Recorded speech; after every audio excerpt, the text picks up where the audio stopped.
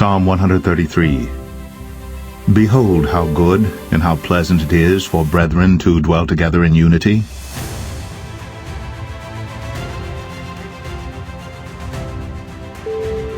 It is like the precious ointment upon the head that ran down upon the beard, even Aaron's beard, that went down to the skirts of his garments.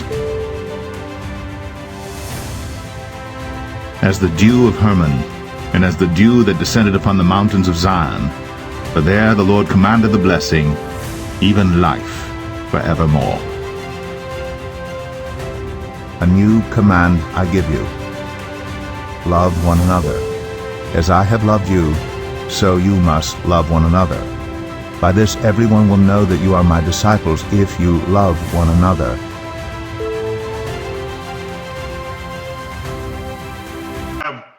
I think we're live again, so let's go ahead and get started.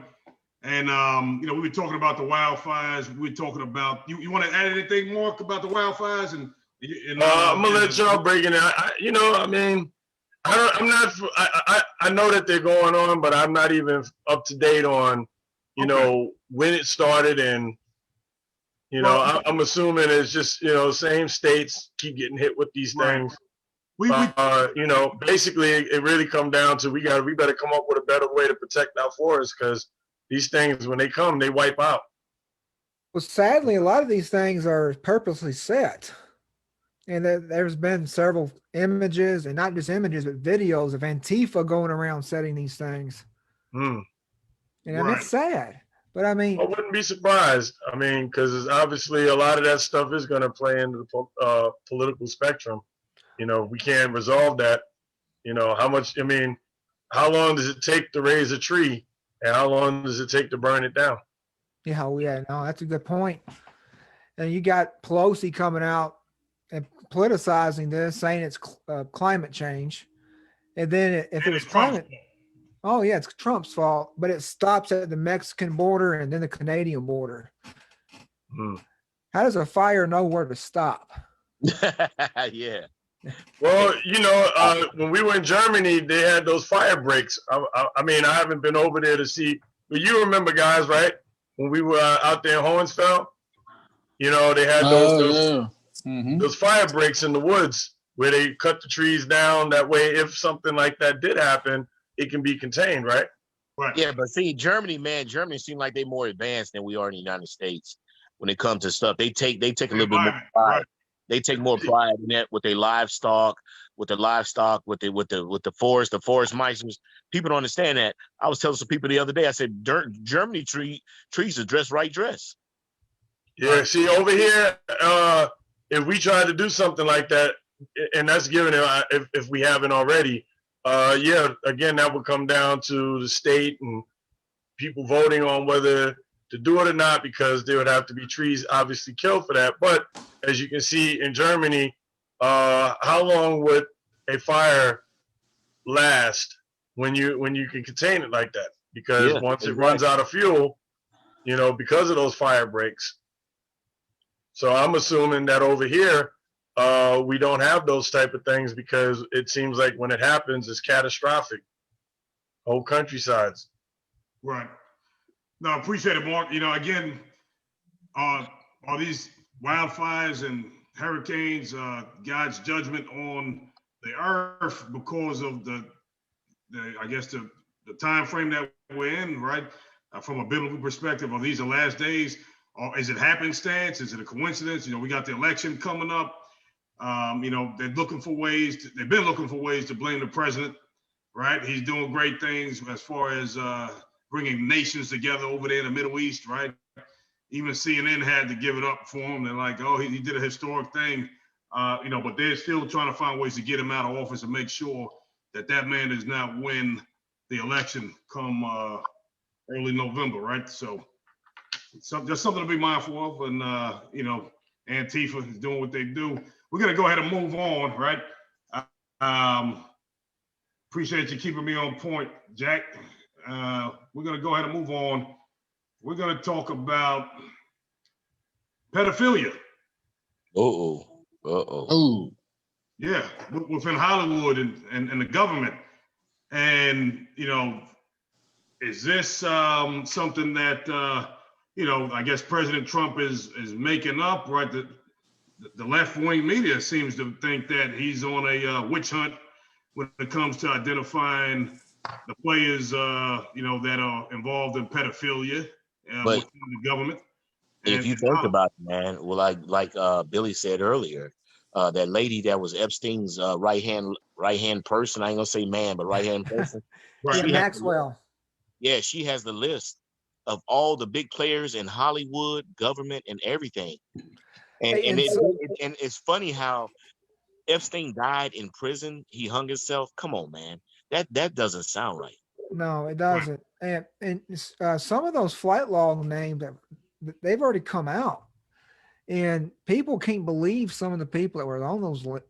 I got the list. If you guys want the list, I'll forward it to you guys. I got the list. No, for real. I got the list. You got the list? Hey, yeah, there's a lot of big names on there. Some that I couldn't believe. I mean, I'm looking up. Really? They say that's why Tom Hanks went out of country, right? Yeah. Hey, did y'all get that picture I sent y'all? I'm not sure if this is working. I didn't get no picture from you, man. In the chat? Yeah, in the chat. It was that picture of Bill Clinton in that blue dress I was telling y'all about. I mean, hey, and this was in Jeffrey Epstein's house up there in Manhattan. I mean, this is stuff that you can't even make up. Gotcha. Yeah, this is there's a couple of good documentaries out there. And did you see it, Mark? I didn't see it, but I can imagine. Yeah, I heard that when Trump found out about it, he had Melania burn every blue dress she had. Right. I send you the list. Check your inboxes. Yo, you were serious, bro. You were serious. I got everything up here. You name it, we got it. I even got the alien's name that just came the other day. I just sold them a life insurance about 2 weeks ago. Let's open this list up. Hey, I'm looking at it, man. Beyonce, everybody. Yeah, Beyonce. Barack Obama. Oprah Winfrey. Hey, are we doing this? Are we gonna read the list? It's a long list, man. It's a long list. So think about this. Read the list. Why do these people hate Trump so much? Well, think about why these people hate Trump so much. The motto is we do not run. We ain't scared over here, right? No, sir. But it's a long list, dude. I mean, let's see if we can keep it. What are some of the Okay, put it. Let's make it easier. You say your name. I don't got the list in front of me right now. Oh, yes, I do. I'm about to open here my computer. I'm about to open it. I remember I sent it to you guys so I can see it down here. Just say your name and let's see if it's there. And they got Jeffrey Epstein's name here twice. And he owned the island. Yeah. Hey, they got Pharrell Williams. We knew he was down with this stuff. Right now, let me stop. Alan Dershowitz is part of it. You know what? But I want to ask a question, gentlemen, saints, brothers dwelling in unity. What is the deal here? Why are they? It seems like a rite of passage almost. I don't even understand that. I mean, I look at a child, and I'm like, that doesn't do anything for me. That's a baby. Yeah, I don't understand it. I can't comprehend that mindset. You gotta understand that this is something that's been in the shadows for years. No, have y'all seen that documentary Out of Shadows? Sean? Oh yeah. Okay, yeah. This stuff is real. It's right there. Mm-hmm. Wow. No, but this issue that we're talking about has been there for years. I mean, I can tell you, in military side of the house operation, we got military units who combat human trafficking. Literally, we did it, and we have done it in Latin America, and we saw it in Germany. In Germany itself, we saw that issue down there, and this is something that happens in the States daily. Just here in Michigan, a couple of weeks ago, if you probably heard the news, they got a guy that had like 14, 15 kids. You know what I mean? They did the same thing in Georgia and Atlanta. No, I remember that a couple weeks ago. Atlanta is a hub. I actually had a family situation where I had to get real smart on human trafficking And Atlanta is a hub for human Yep. trafficking. So is Savannah. So is Savannah. Yep. Yep. Norfolk, Virginia, right? Fairfax, that's another hub. They got a whole task force that they stood up specifically, right? I think the officer's name is Adam Wolf that oversees that task force. There's a task force, and this is like good parts of Virginia, right? You would never think that this stuff is going on in the suburbs, but they're definitely out there taking advantage of the children. And I got real smart on what's going on out there. Hey, I tell you, to this day, well, it's bigger than all of that. It's even.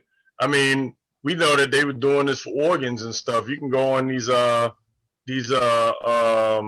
sites, and they snatching people just to get livers out of them and stuff. So it's not even just that. This has been going on, a long time. That's one reason why abortion is legal. Organ harvesting. Okay. And that's real serious. No, it is. And yeah, because celebrities have money. Put in their vaccines. So absolutely. So you know what? It all goes back also to tie in the biblical perspective, the worship of Baal, right? They used to sacrifice children to. That's something that was going on Epstein's Island. You know what? As incredible as we've seen, right? And speak, Bill, if you can, about the drug that what is it? Adrenochrome. Adrenochrome. Anybody ever hear adrenochrome? Let me ask that question. Nah, what is that? Jack, you never heard of it? Mark? Never heard of it. Never heard of it. Well, Middays, have you ever heard of adrenochrome? No. All right. Well, that's nice on them, man. Children. It comes from children. They torture children, get their adrenaline up, adrenochrome, and then they get the blood out of the children with the adrenochrome, or adrenaline up, adrenochrome. Then they drink up the blood. Wait. No, I mean, I'm not making this up. A lot of these celebrities. No, I'm just saying. What? Are you serious? No, I mean, this is sadistic stuff. This is satanic rituals, and they do that. Oh, and those Hillary Clinton emails that WikiLeaks trapped. I know that the media doesn't talk about these, but a lot of that stuff was talking about spirit cooking. Now, do y'all know what spirit cooking is? Hey, let me jump in here, Mark, Billy. Hey, remember that video that Jay-Z did when he's in some type of gallery, and he's like rapping, and he's talking to a bunch of people, and they're coming up to him, and there's a witch, right, that is well known within the industry, and she's in that video. So Jay-Z is definitely connected to this spirit cooking and this extraction of adrenochrome. If you're one of the elites, this is what they do, right? This is not common knowledge to us. No, it's not. It's supposed to be somewhat of a fountain of youth. Well, you know something? If Trump had never won, we never would know anything about this. And this isn't political at all. But Trump's an outsider, and he is not involved in any of this. That's why these people hate him so much, because he's breaking their livelihood up, literally. Prince Charles, Prince Andrew retired from public life when his name come out. Do you remember a couple of years ago, there was a video of a naked boy jumping out of one of the prince's bedroom. If you look it up, it was like on the third floor. They got a picture of somebody naked jumping out the window of that palace. And the question is, what would make this young man jump out of a window naked, right? Something was going on in that palace that, again, ties into what we're talking about, the pedophilia. And, this is stuff that is going on. President Trump is, when he talks about draining the swamp, right? This is a part of that, right? This is that culture that exists that they don't talk about on the news, right? This is part of the elite, society, secret society ritual, right? Again, tied into Satanism and, and the worship of Baal. And it sounds incredible, but, there's a lot of evidence out there if we just look in the right places. Oh, absolutely. Do y'all watch Netflix? Anybody got a Netflix account? Yeah. That new documentary, or that new TV show coming out, Cuties. Have you heard about it? Nuh-uh. What's the name of it? It's called Cuties. It's a Yeah, I heard about it. it's a TV show that actually glorifies pedophilia. Well, What? I mean, you got 14-year-old girls up there twerking and dancing and stuff. No, I don't need to see that. I don't. That stuff like that pissed me off. Right. No, I mean, what they're trying to do is they're trying to normalize pedophilia, because when this stuff does come out, I'm talking about full-fledged come out, people aren't going to be able to accept it. Or if they do accept it, these people won't be able to walk down the streets. Hey, Tiffany Jackson, she says Jay-Z is a wizard, so is his wife. No, Beyonce. absolutely. But they had Anybody see anybody see Beyonce's name on it? Huh? Yeah, Beyonce was there. But they had her name on that list that Mendez just gave us. No, Yes, she is. She's on there. Beyonce Yes. knows is on Yeah, there. she's on it. Matter of fact, you all remember that video, "Crazy in Love"? That with I guess Jay-Z blows Beyonce up in a car, and I guess she goes in, the innocent girl, once the car blows up, she comes out and she got, she's Sasha Fierce almost, right? So he indoctrinated Beyonce into this life, and now you see what she's become. She just released her video series, I want to say, on the Disney Channel, as a matter of fact. I ordered the Disney Channel just so I can watch it. And, it's a pro-black thing, right? It's definitely a pro-black thing, tying into where we're at right now, and the liberal lefts and the elites manipulation of society. Again, the race wars. It invokes a spirit of pride related to one's race. But the issue is this, and if you haven't seen it, please go watch it. Right, go watch it. But the issue is this: black people, right, over in Nigeria and in Africa, they recognize that the gods that Beyonce is paying homage to, those are pagan gods. Those are not that's not the God of the Bible, right? Oh, So yes, sir. They're trying to sell us that these are the gods of our ancestry. Right, these are the guys that we worship. But even the people that live over there right now, right, they recognize that those are pagan gods. Those are the Baals, right? Those are the, those gods and goddesses that, are, not God, capital G-O-D, but lowercase G-O-D, right? They have legs, but they don't walk. They have, nostrils, but they don't breathe. That's what God says, right? They have mouths, but they don't speak, right? These are not actually gods. Now, there may be some spirits, right, but they're not by any which means, equal to God. And that's why when we talk about those gods, they're captured with a lowercase g, as opposed to God with a capital G, the creator of the universe and all things. But yeah, this stuff is going on. I yield the floor to anybody that want to chime in. Man, I'm listening, bro. I'm sick. trying to get Rod in. He's trying to get the link. So Hey, I'm it's listening. sick, man. Hey, man, it's sick, and to me, it's immoral that what's going on, and it, I don't know, man. It's just it makes me mad, man, because they're babies, man. Why would you do that to a child? Right back, yo. Do y'all remember that prosecutor that Trump fired up in New York City? I believe it was the southern part of New York. The Southern District. Yeah, I think his name was Burma or Berman. I'm not sure. Was it Bannon? No, No. That was one of his. Yeah, that was one of his people, his cabinet people, right? Yeah, the Breitbart. Okay. Okay, now the reason I bring that up is because that prosecutor, y'all remember Anthony Weiner? Yeah. Yeah. Okay. Well, he got arrested for taking a picture in his underwear next to his baby, and they confiscated his laptop. And that prosecutor up there has it, and the NYPD actually has seen it, but they can't release it just yet. But it's got videos of Hillary and Uma with underage kids on there. And they can't release it just yet because of the prosecutor up there.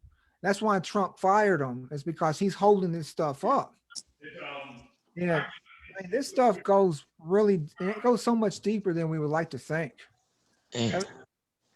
This is something, like you said, man. This is something that's been in the shadows for years. Oh, absolutely. And this is and it's sad. It's sad. It's scary, and it's sad because that high echelon is more involved than what we mostly think when it comes to this type of stuff. And like I said, I have seen personally down in Panama how females get recruited, supposed to be models. Next thing you know, boom, they're getting sent all over the world from there.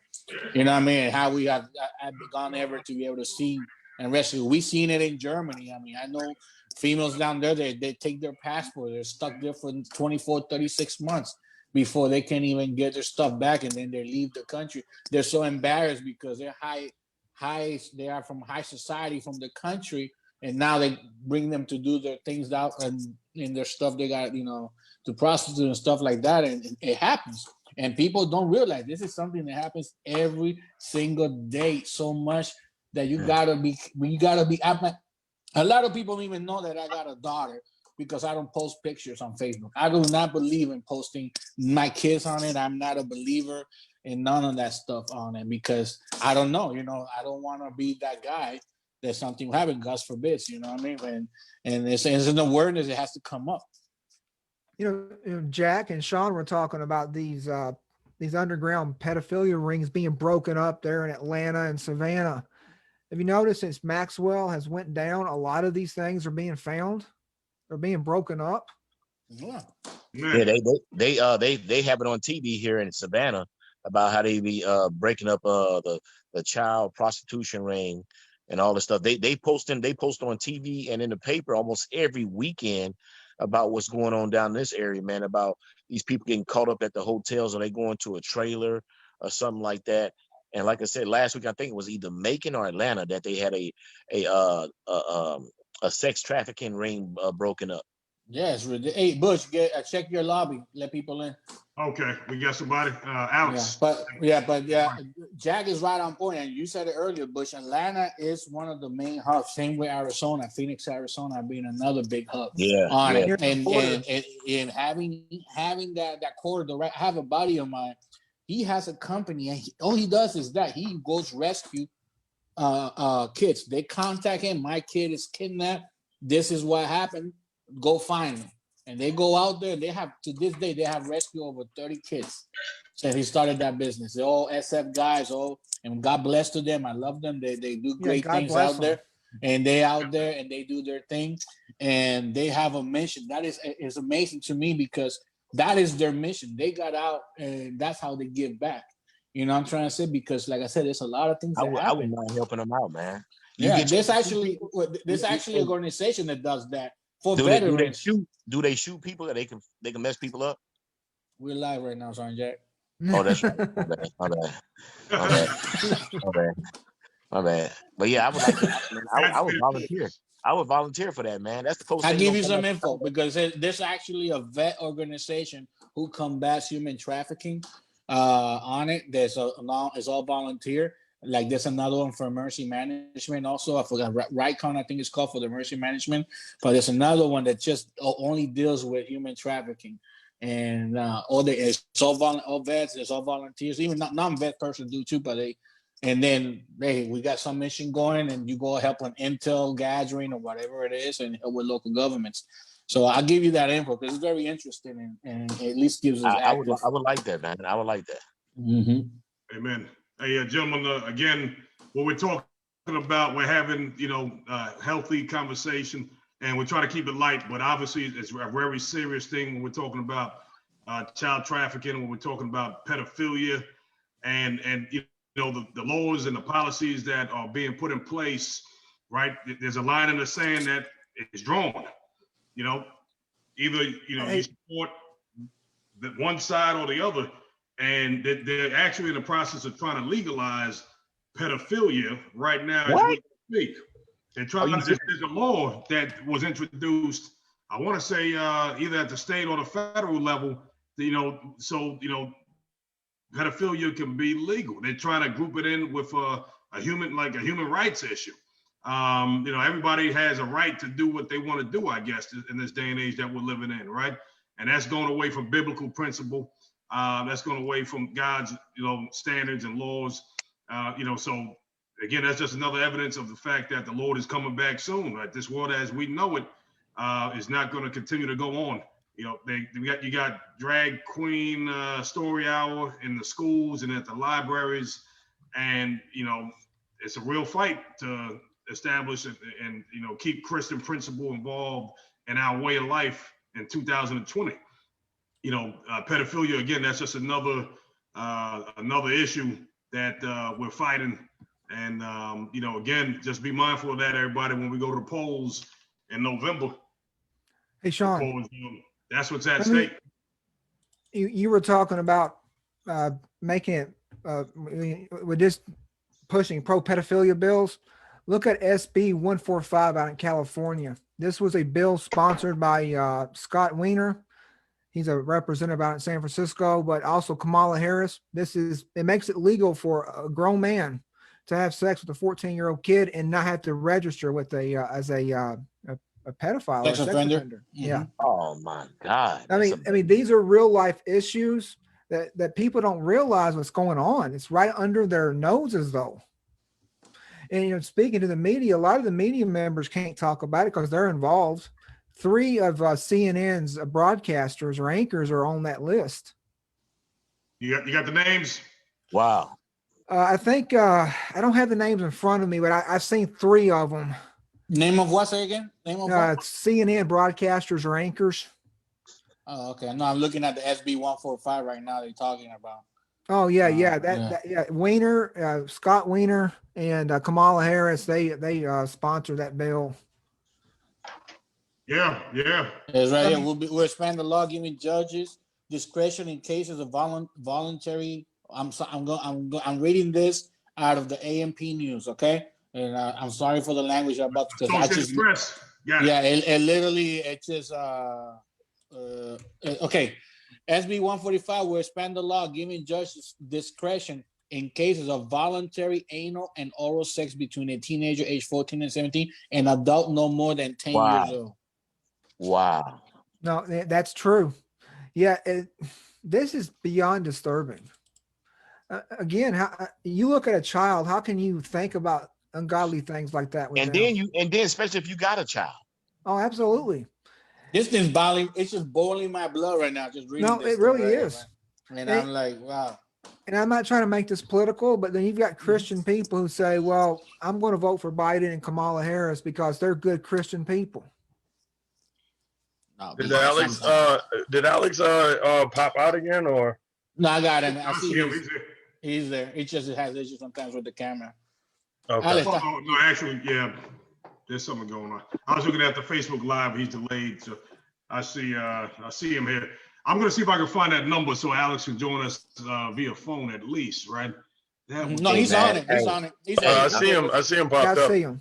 Hey, to the brothers, I don't want disrespect, man, but this stuff is starting to really get up under me, man. This stuff's starting to really make me mad, man. Yeah, it is. That's what I'm saying. This is. I think like Jack saying, just to. Because we're the way that our mentality is, I think this is something. This topic right here is something that is good to touch and go right now because it's starting to piss me off, man. It's pissing me off. I had to thank Mendez.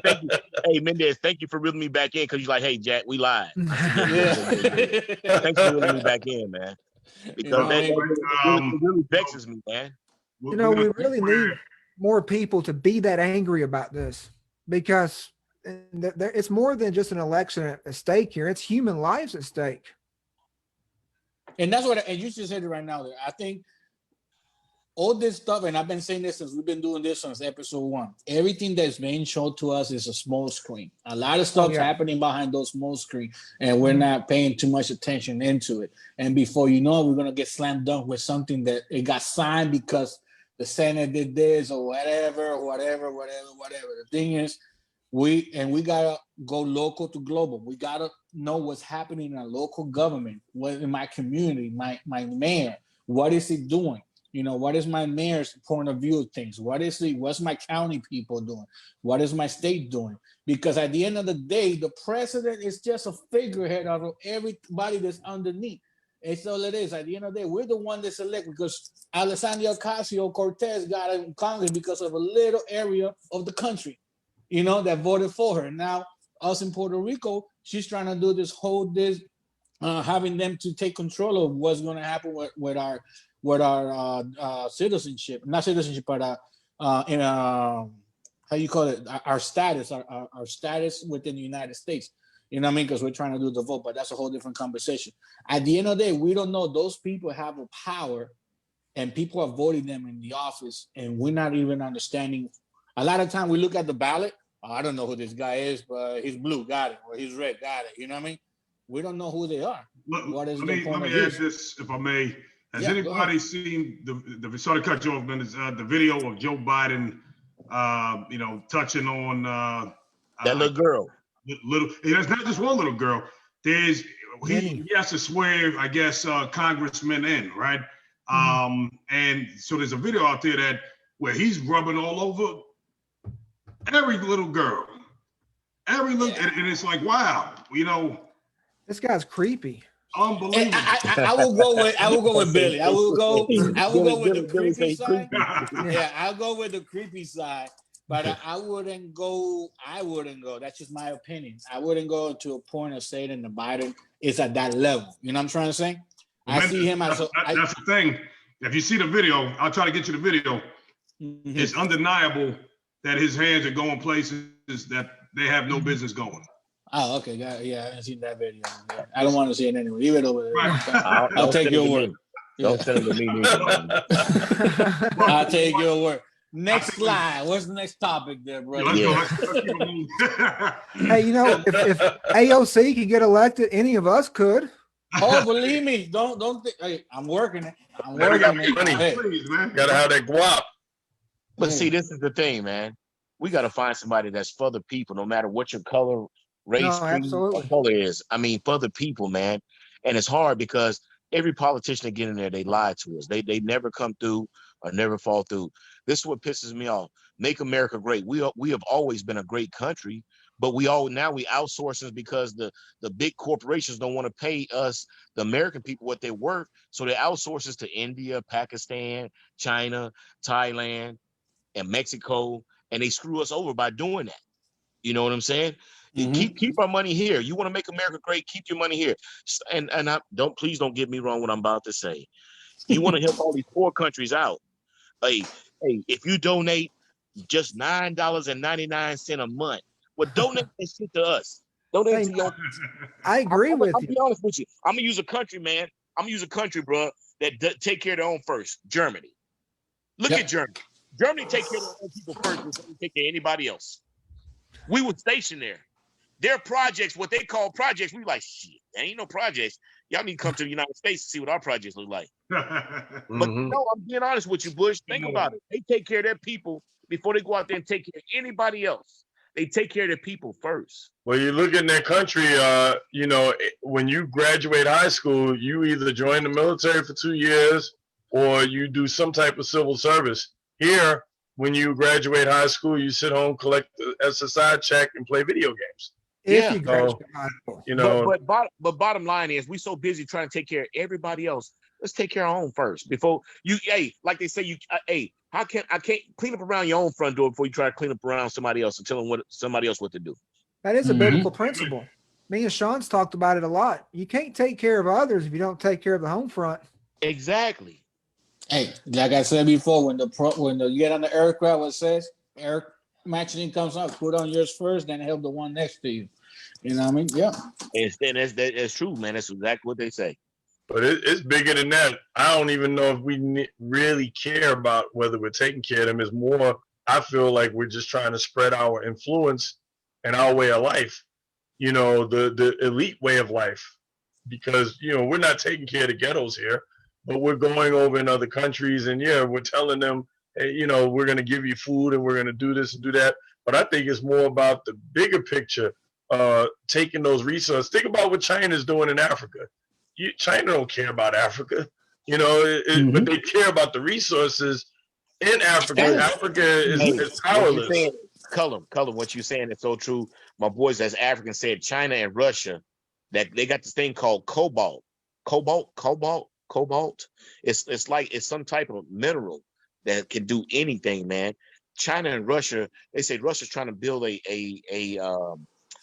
railroad to go from all around the Congo. You know, they got parts of the Congo that hadn't been discovered. Nobody, no humans have been in there. You know, but yet and still China and them, man, they over there, man, with they, like you said, they taking all the resources and they're doing that, man. Cullen, you're absolutely right. You're absolutely right, man. And my boys that's from Africa said, man, you got so many Russians and Chinese people in Africa. But if you look what they did, if you look at what the Chinese are doing to the Africans that are in China, beating them, trying to kick them out of China, this and that.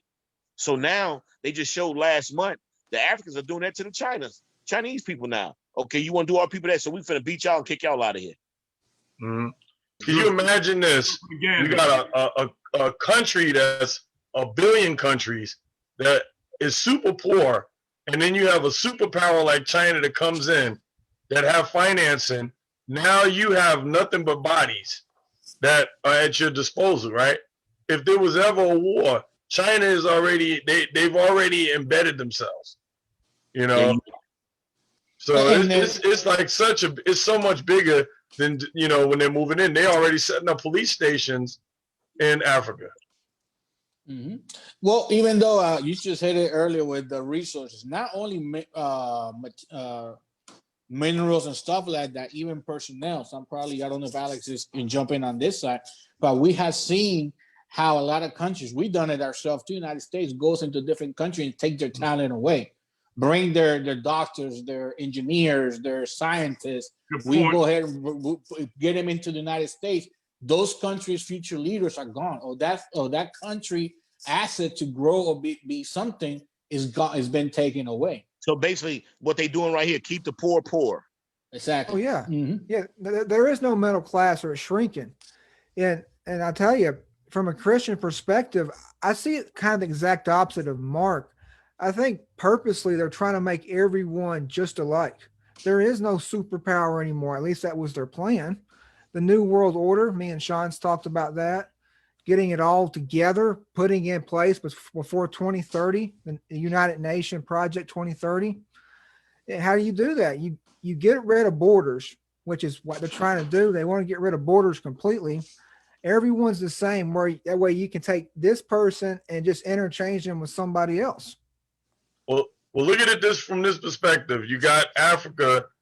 Because of their money, their financial situation, they're so far behind technology-wise. If I was trying to, you know, build my empire, my portfolio, what would be a better place to go than to a place where I have all the human resources unlimited, and they have no finances, they have really no options but to accept this. Hey, listen, we can give you this, we give you protection.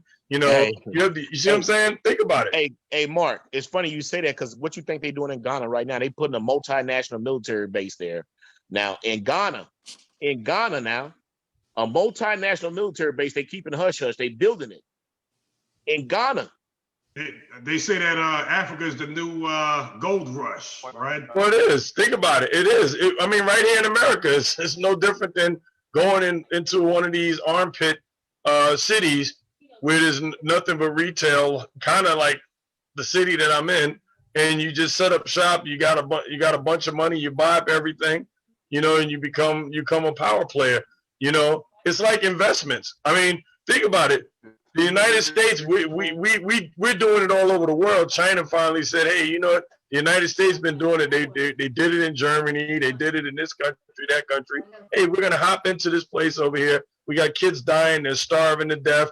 You know, America, they just keep dropping food in there. But hey, we're gonna actually go in, have a presence. We're gonna give them $1 billion. We're gonna become part of their government. You know, if something ever cakes off, you know, who are they gonna run? Who are these people gonna be loyal to at that point? There's a meme that I saw back in the day. I thought it was pretty to the point, where there's a I guess UN, not UN, but the USO or whatever, you know, UNICEF, you know, they coming with the food on top of the mountain, on top of the cliff, right? and they're giving the food to the Africans, right?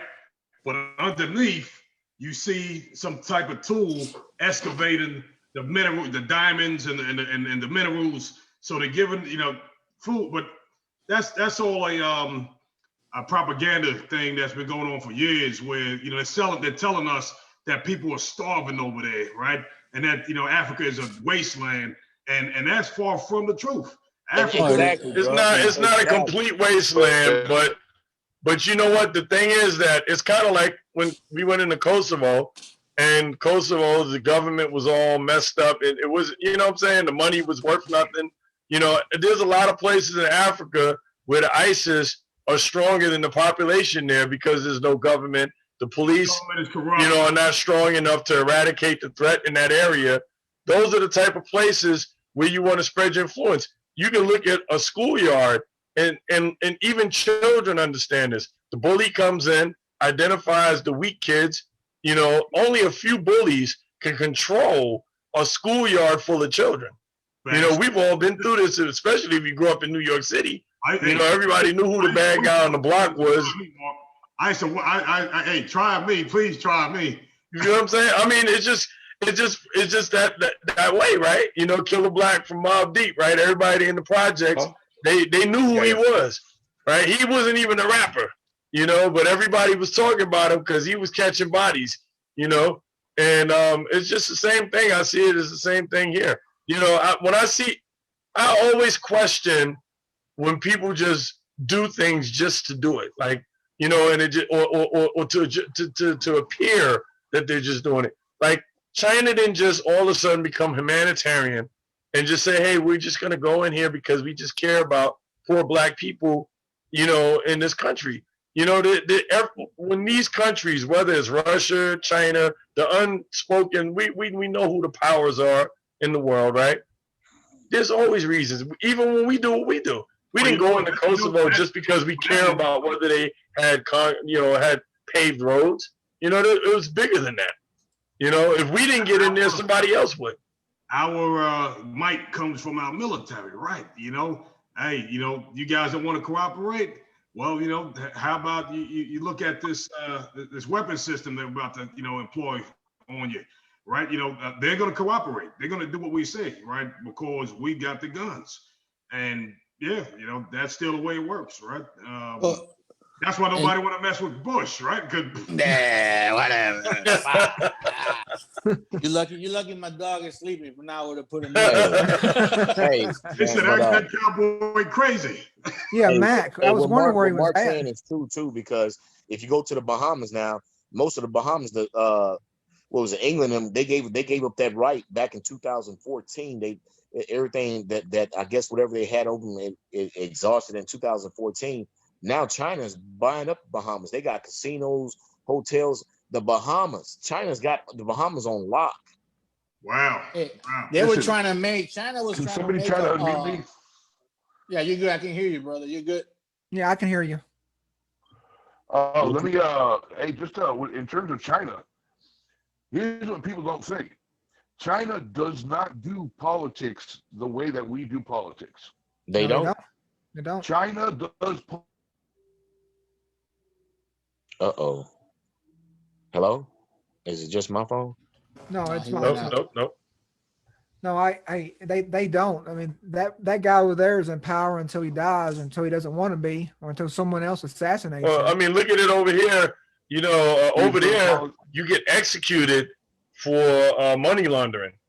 You know what I mean? Like, at the end of the day, we're just talking about cheating with money. I mean, I'm not trying to minimize the damage it does to people that get caught in that, right? But let's think about it. They executed like a millionaire or like a billionaire over there. You know, they got caught up in that. They don't play that over there. You know what I mean? So yeah, they definitely look at things a lot differently than we do. In contrast, you had Madoff, right? You know, who ran the biggest Ponzi scheme. Anybody seen the movie that came out recently? That's a good movie, by the way. With Robert De Niro, that he's telling the Madoff story. Yeah, you know, he executed the biggest Ponzi scheme, and you know, he was credentialed, but he was still crook. And the stuff that these insurance companies get away with over here in America, and that I'm not saying that wouldn't happen over there, because I don't do a whole lot of research with China, but just the stuff that we do know, they don't play when it comes to money crime. You know what I'm saying? Not that the government itself is not doing those type of things. They're allowed to because they're a government, I guess. You know, governments do what they want to do while they step on the little guy. You know, but yeah, over there, a millionaire was executed, you know, for money laundering. Well, I'm glad you talked about they're not a humanitarian country, because they kill their own citizens with forced abortions, two-child policy. If you violate stuff so forth like that, then they won't allow you to have any children. I think that's something we need to talk about at some point. You know, that seems very, you know, I wonder how that culture is, as, you know, related to that. You know, we know why they do that, though. We know why they it used to be a, was it one child limit? They lifted that, though, if I'm not mistaken, a couple of years ago. They lifted it because, you know what it was? I mean, this is something that we as a people, I mean, maybe it won't happen. It's not going to happen in our lifetime, but the reality is, just look at the population in America in 1800, and then look at the population in 2020. And then just look at the growth, the difference per square foot of people. And ask yourself what type of problems we are facing. There's a real reason there's a suburban sprawl. You know what I mean? Like, we are actually, like, we're building up and we're chopping down, you know. This is a real situation that's going to develop. That you beat here. I've heard you talk about this now, at least on one other occasion. You know, it's very serious. Why you think there's a space program? Why you think there's a space program? Why? Yep. And why you think they got a COVID virus, the COVID-19? It's population control. Yeah. That came out this morning. I think this morning in the news they were talking about. Not talking. I read it. I don't know what newspaper it was, but they were actually talking that the COVID was supposed to be, I guess, was man-made, and there's some BS like that. It was happening. I don't know. Like I said, it was something that came out this morning on it. Like you said, I mean, we can go under that theory itself. Well, just look at it this way: if you have a mother and father, they create 6 children, and then the 6 children individually, you know, go off and then create 6 children, right? Now that's 36 from 2 within 3 generations. Hey, my grandma had 18. You know what I'm saying? Like, just do the math. Yes, 18 kids, my grandma. Oh, yeah. Out here where I live at, right here in this part of Pennsylvania, it's a Commonwealth. You know, back in New York, if there was 3 children living under one roof, that was a lot. Out here, 8 or 9, that's normal. You know what I'm saying? Right? Yeah, out here, yeah, this is a railroad city in the middle of Pennsylvania. This is deer hunting, Treeville. It is what it is. Out here, this is very normal for families to have 6 children. You know what I mean? And so by the next generation, that's going to multiply. And then in the next generation after that, it's going to multiply. It's you know, just look at the math. You know what, gentlemen, if I may, we always want to tie in, again, the biblical principle when it comes to what we're talking about. So I would be remiss if I didn't take the opportunity to do that. And, you know, from where, you know, I stand and my understanding of what's going on today, and Billy, please chime in, and anybody else who has something to, you know, contribute as far as this train of thought.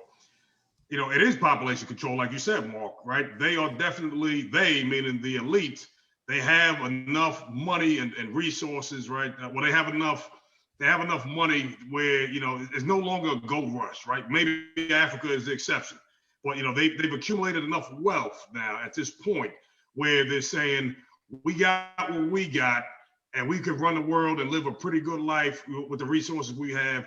We're not going to keep the door open for anybody else who's trying to come up, right? You know, so there's a certain set of people that are living like kings up top, that referred to as the elite.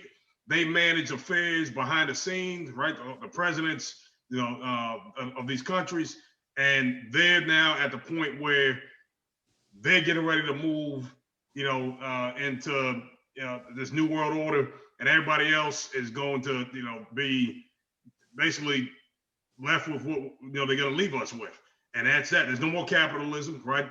There's no more. This is the American way of life, right? There's no more. Let me get mine.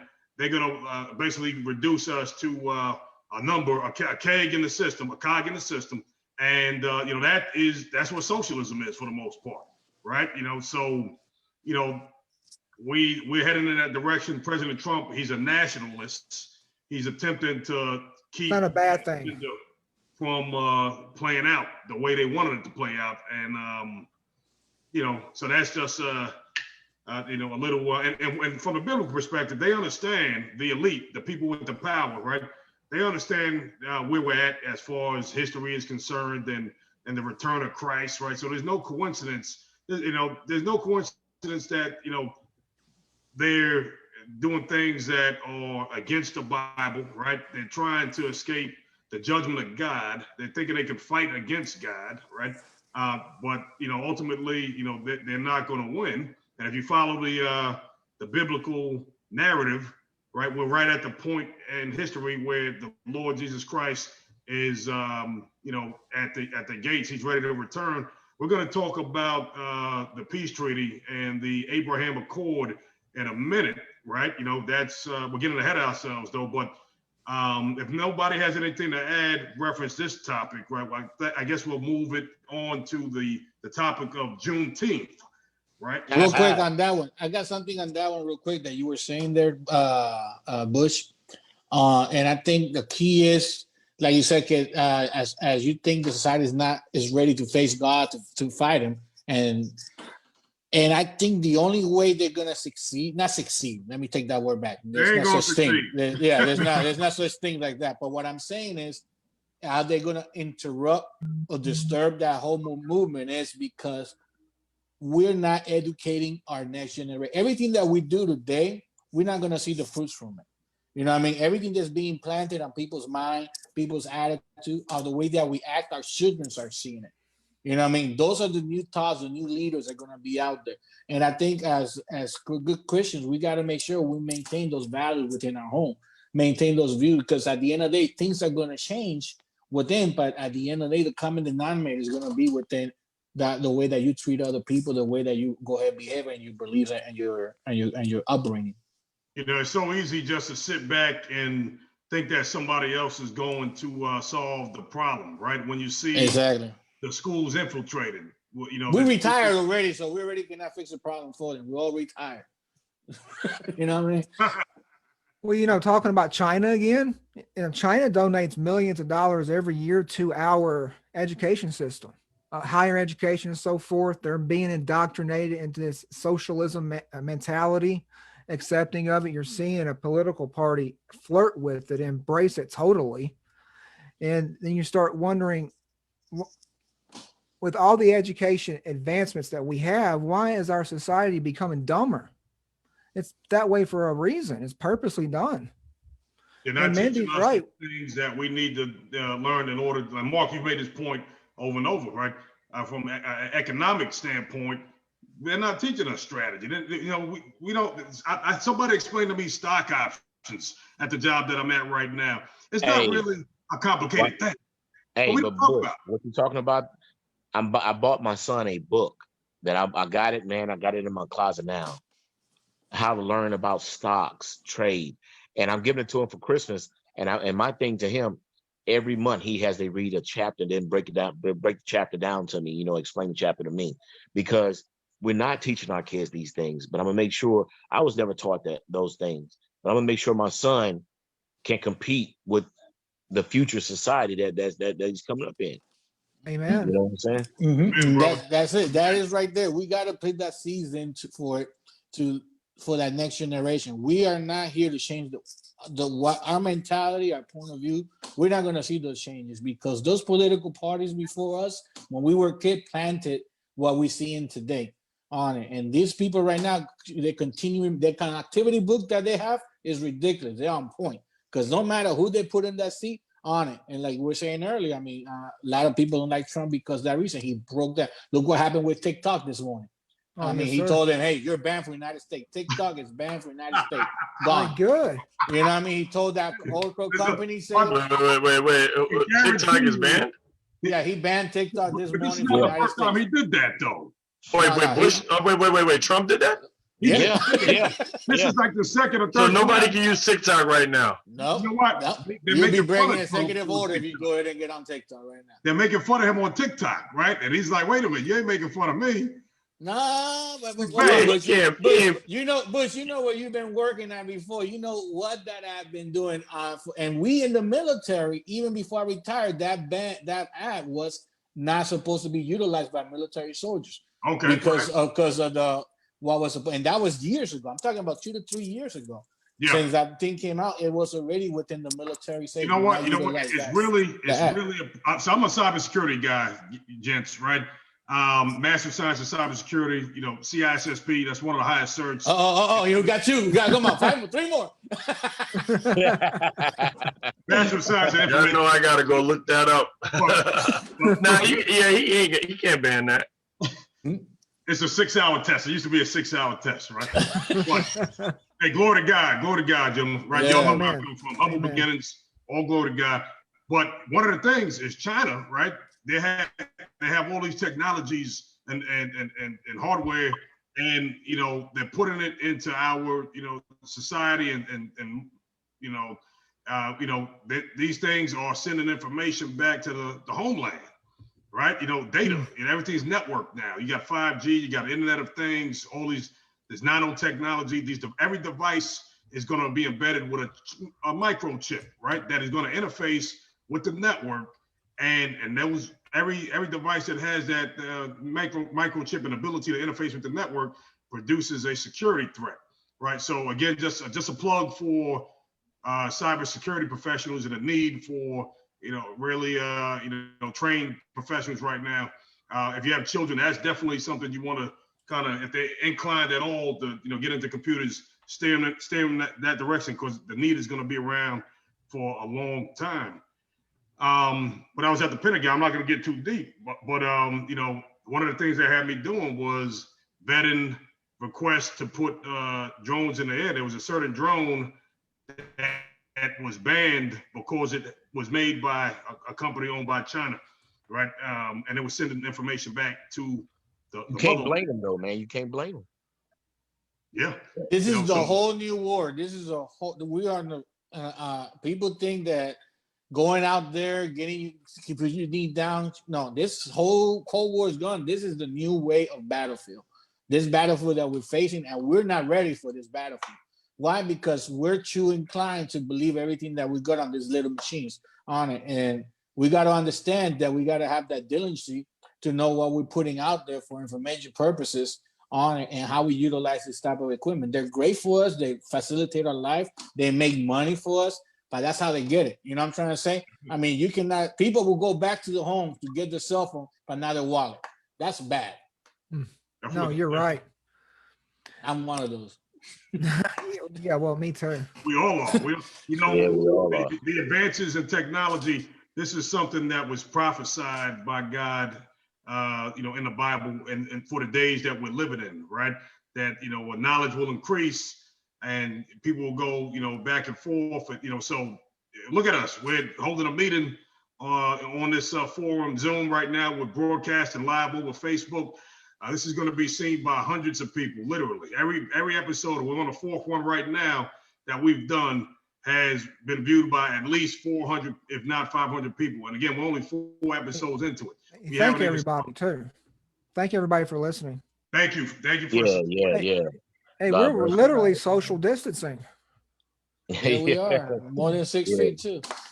Man, so there's pros and cons that come with it. The beast system that the Bible's talking about, that is capitalizing off of the technologies that are in place. Has anybody ever heard of CERN before? Mm-hmm. CERN, yeah. C-E-R-N. Yeah, I've studied a little bit about that. There's a research facility, right? And, we're not going to go too deep, but there's a research facility. It's underground and it borders Switzerland and... Oh, yeah. A lot of these technology, it started right after World War II. And so It's a conglomerate of all the world's scientists. And what they're doing, right, is they're doing research, and a lot of these technologies that exist today came about as a result of that research center. Look it up, CERN. There's a spiritual dynamic. Outside of it, they have the goddess Sheba, right, which is the god of destruction, the goddess of destruction. So it's a spiritual thing going on, and the research that they're doing is they're colliding subatomic particles in an effort to, produce antimatter, which they believe is going to allow the opening of a portal, basically allow us to see into realms that we as human beings do not have the ability to currently see. Now stop. I want you to think about something. They came out with a movie years ago, Stargate. Yeah. Oh, they're talking to us through the movies. Stargate. They're telling us a lot of these movies telling you what's going to happen in the future. And The Simpsons. Yeah, Yes. The Simpsons. The Simpsons. They're perfect. Hey, real quick, here it is. The CERN is founded in 1954. It's a laboratory site in Franco, Swiss. And guess what? I did not know this. It is practically what is famous for. CERN is the birthplace of one of the world's best known inventions, the World Wide Web. The internet, invented by the British scientist Tim Berners-Lee at CERN in 1989.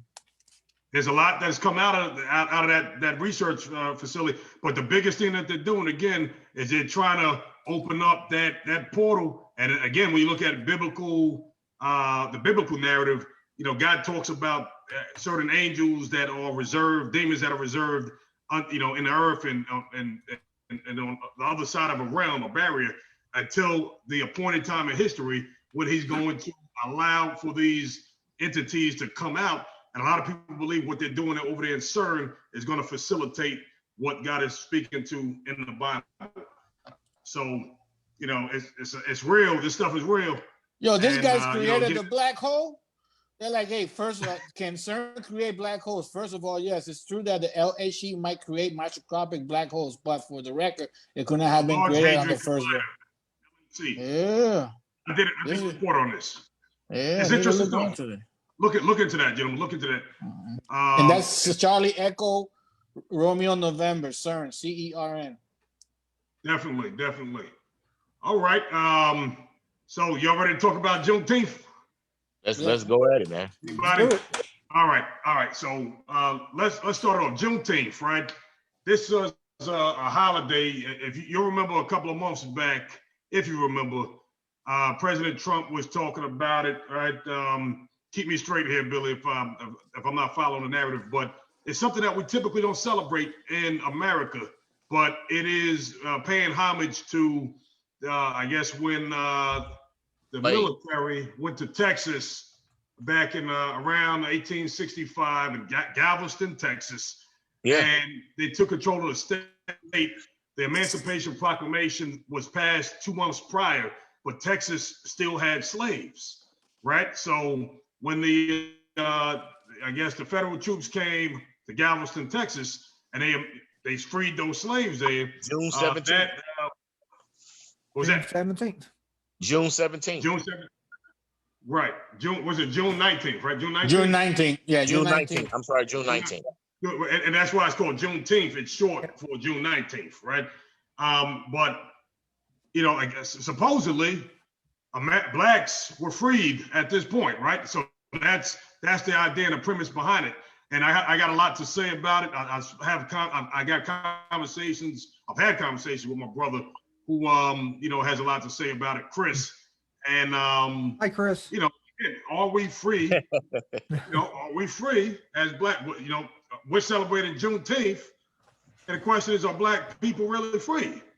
Mind you, what's your answer? What's your answer? My answer, right, is no, we're not. Or at least the premise is faulty, because you got to understand that the 13th Amendment, right, said what? It said what? Matter of fact, you give up your rights. You're 2/3 of a human being, right? And guess what? Further in the narrative, if you go to prison, right? If you go to prison, you now,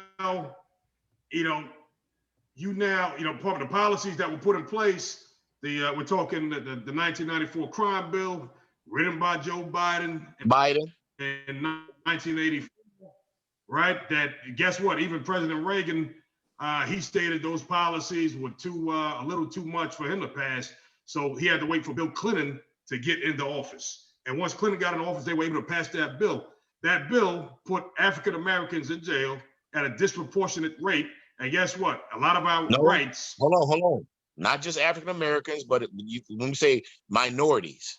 Right. And put minorities, right, in jail at a disproportionate rate, over, their counterparts and I guess the white man, right? When you look at the numbers as far as ratio in society, I think, so again, if you have a felony, you can't vote. So again, it's just stop. You said the 2/3 rules, it goes back, man, before you bring it forward. The 2/3 rules, because you had more black slaves than you did the white people. So they had to bring that 2/3 rule in, because when they allowed blacks to vote, they would have overturned, they would have put the people they wanted in there. So they had to put that 2/3 rule. They did that for a reason. Now, that being said, and not to get off the subject, I want you to look at something else. Bankruptcy used to be a certain way until the black people found out, dang, you mean to tell me I can buy a house or buy a car and I can file bankruptcy and I keep it up and it's paid off? Then they started coming up, they changed the bankruptcy rules. But that 2/3 rule was put in there for a reason, because the slaves outnumbered the plantation owners. So no, definitely. Now I agree with you.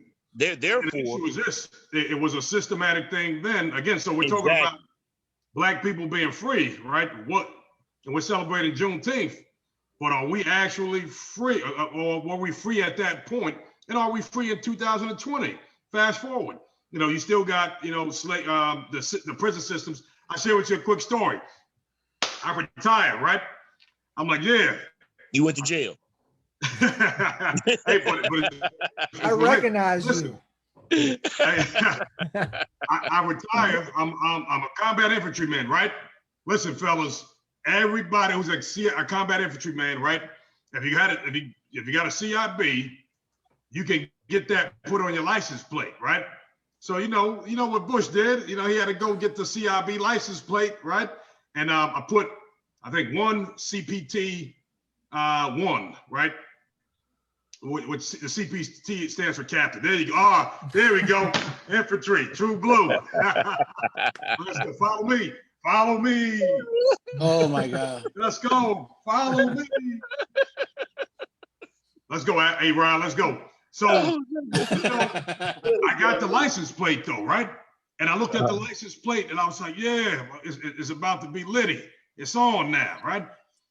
And I looked at the back of the license plate and it said made in prison, right? I said, one of my brothers made this plate. Man, you crazy, man. No. And they paid him 11 cents an hour to make it. No, that's a lot. Maybe about 2. That is a lot. Well, in California, they go fight fires in Cali. Bush, to answer your question, are we free? Honestly, no, because on books here in Georgia and elsewhere in the South, they still have black people listed as basically almost as slaves. They treat them still like they slaves. They still have it on some of the books. Right. Like here in Georgia, they just passed a law where there's no hate crime. That's stuff with Aubrey, what's his name? Aubrey, whatever his name is, in Brunswick, Georgia, not right down the street from me. The one that got killed, he got killed in February. That didn't come out to what? April, May? Right. They kept it hush hush. Man, it's a lot of stuff that goes on here, man. They had a female that was hung in Atlanta. They had somebody hung in Atlanta. They tell me, oh, it was suicide. Come on, bruh. No disrespect. Not trying to be disrespectful, Billy, but it's not that often two black people kill themselves. Yeah, we kill ourselves, commit suicide, but not that often. I ain't hanging myself. Jack's just speaking to the point that black people love ourselves, right? As much as I talk about my 5 degrees, that should be a But I'm just saying, the question was, are we still in slavery? Yeah, yes, you know what? Hey, Jack, it's not just black. Slavery has evolved itself. It's not just black either, man, because they doing the same thing to the poor white people too. They doing the same thing Finance. to Hispanics. They doing the same thing to all people that aren't at a certain level, man, as far as money. It is about the dollar. It is about money. It's the haves versus the have-nots. But let me say this, if I may, right? There's also, you know, a group of people, right? Of historical lineage, right? From the biblical perspective, that, you know, God's people have always been, you know, enslaved. You know, look at the days in Egypt, the history in Egypt, and then again, there's a narrative. Not all Christians, you know, of this train of thought, but it's worth exploring, right? There's a narrative that the black man, African American, is of the, you know, the tribe of Judah, right? The Hebrew, we're the original Hebrew Israelite. So that being said, when we came to America, and I'm really addressing Libby Whitaker's comment. She says, there's only one way to look at this world, through the word of God with spiritual eyes, right? And Libby, that is 100% correct. I agree with that. Right. I mean, we're talking about, but how does this relate to God's plan?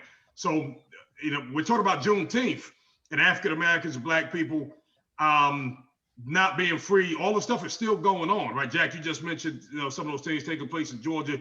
I mentioned, you know, the license plate. I'm wondering if whether my brothers, you know, who did this thing, you know, of course, there's a lot of people. I felt bad about my CIB license plate, right? It was bad. I couldn't enjoy the moment the way I wanted to. Right, they robbed me. But there's a narrative that from 1619, when we got here, you know, as a people, where they brought us over on a Mayflower, 2019, that was 400 years. We were here before 1619, to be honest. Right. You know what? That's what they dated back to. Now we was a free man here, and a lot of people want to look over that fact. You know what I'm saying? Indians and blacks were here, and Hispanics were here before anybody. Right. I'm being honest with you. Right. But people, it's a lot of stuff that's been omitted. You said you're the original black man. It's been a lot of stuff that's been omitted out of history that they don't want us to know. And that's why they call it history, his story. He tells the story and give and implant that story into us as people as a whole. And then we become, it's basically brainwashed into the history. They don't tell the true history. They tell what they want us to know. No, you're right. There was a Civil War general that said the winner of the war will write the history of the war. And there's a lot of things that have been mistold throughout history, including because the Confederates kicked a lot of behind. A lot of people don't understand that. No, they did. I mean, for 4 years, they fought a much bigger, powerful, and much bigger, stronger army than the Confederate army was. By the end of the war, they were fighting with sticks and rocks and without shoes. I mean, they were, but I mean, you go back to the year 1000 or 1000. Yeah, 1,400 years before Columbus arrived here. Leif Erikson arrived in North America 400 years before, or 500 years before Columbus was supposed to have. So, you know, you don't ever talk about Leif Erikson, and he owned slaves. And I mentioned this the first program. Yeah, you sure did. Who were his slaves? They were whites. So, you know, I never learned about Leif Erikson until I was way out of high school. They don't even teach John Hanson. Who was he? They don't teach that, you know, because history is his story. Mark, you know who John Hanson is? No, I'm not familiar. John Hanson was the first one. He was the first black president of the colonial colonies. That's one of the reasons why we have Thanksgiving, all this other stuff. Now, President Obama was the first black president of the United States of America, as we know today. 1 second. Okay. No, I appreciate it. So, but the thing is, it's a lot of stuff, man, that's not told that we. Why is it not told though? Because, man, look, let me tell you something. You know the answer, Bush. But you got him off the bench now. Watch it. Hey, I'm asking you a talking question, Bush. You know the answer. Okay. They paint the United States to be this big ass. I'm sorry, this big country, or this big country. But you got other countries bigger than the United States. It's a psychological thing. Yeah, China's one of them. India. Yeah, you keep people down. It's a psychological thing. I can't let you know your history, because if you know your history, then you might want to do an uprising like Nat Turner or other people. No, man, it's basically We keep start people with down. slavery in school, right? You know, they don't tell us about anything other than slavery. But you know what, though, real quick on that, it's good to know the history so we don't repeat it. It's good to know that history about slavery. But I think, like you were saying today, are you talking about African American or people being slaves today? And this is why I say that, because that timeline, okay, we have specific race being slaves. Now, the way that I'm seeing things is not really by race no more. I think it's mostly is being a certain type. Something is being identified so somebody could be categorized as a slave, and we got to realize that. And I think they're using the old school slavery card to put a small screen on that whole aspect on it, because we're still, I mean, you got Hispanic who are slaves. I mean, in Georgia, when I was down there, I go through all those fields. All out there in the fields is all, right. They go down to those countries. They're bringing in legally, living in plantations right now. In plantations over there, they stay there, and they go back to the country. That is the legalized way to bringing them into the country. So I think that we have to mostly understand what is really. Mendez, say again? The what? You said say it one more time, man. You say one more time. Repeat that. What are they doing? Oh, right now, for example, down in the plantation in Georgia, right? They go to Mexico, these countries, they actually give them a work visa. They come to the States for those 2 or 3 months. They stay in plantations there. They cannot leave the plantation, because I have gone there personally to actually send boxes and ship boxes for them. You know what I mean? And then they send them right back to their countries. That is the legalized ways now, because nobody wants to work those fields, right? But we got to understand is what is slavery nowadays? You know what I mean? Because it could be white, black, brown, yellow, everything. Right. That's what I just said. Right. You know, hey Sean, I got some family members that served some time in the pen, so they may have made your plate. Hey Bush, go ahead and let Alex again in. Hey Bill, that makes you feel a little better. Well, but I mean, Mindy's exactly right. See, I think Mindy's the other white meat. Now, no, he's absolutely right. And let me build upon what he was talking about. You go back to 1600s, you actually look in the 1860 census, and you see how many people own slaves. There's very few people that own slaves in the South because, well, they were poor and they lived on agriculture. And you actually think about it, those Jim Crow laws actually hurt the South a lot more than they ever helped, because people went up north, industrialized north. They went up there, and it wasn't after until they escaped, though. After they escaped. Hey Bush, let Ron in. Bush, hey Bush, check the lobby. Got it. I mean, it wasn't until the South got rid of the Jim Crow laws that they ever progressed. Because Billy, did they actually get rid of the Jim Crow law? Yeah, well, actually, I'll address that. Martin Luther King said 50 years ago, he was asked about the state of the country at the time, and he said it had gotten a lot better, talking about progress. He said in 40 years, and this was 50 years ago, 40 years from now, there would be a black president. About 40 years from that time, there was a black president. And, this was 50 years ago, and I said 40 years because from the time that he said it, 40 years later, Barack Obama was president. So has it changed a lot? Well, in the words of Martin Luther King, absolutely. I mean, that's not me speaking. That's a civil rights leader speaking. But, and I hear what you're saying. Now, my thing to that is, I'm not disagreeing with what you're saying. Just because you have a black president there, what has he done? I mean, that's just a figurehead. One goes back again. You got people. You got people that are prize. Hey, you got people like Bush and everybody said. You got people. The president's just a figurehead. No, I agree with that. He's just a puppet. But people look at it because, hey, we finally got a first black president. Okay, fine and dandy. But we still, we have made progress, but we still, and when I say we, I'm saying as a people, because poor white people are still poor white people. Hey, no, poor black people are still poor black people. Poor Hispanic, and when they see Billy, that was a poor white person raised in a trailer park trying to come up, a lot of times they're going to try to keep you down because they don't want you coming up to their level because they know you're going to change things. Wait a minute, Jim. Wait a minute. Let's be clear. As far as the history in America, right?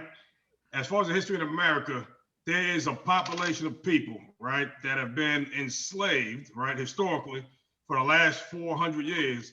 And we're talking about black people, right? We're talking about black people. And the question is that happenstance? Or is there a biblical narrative that we can follow there, right?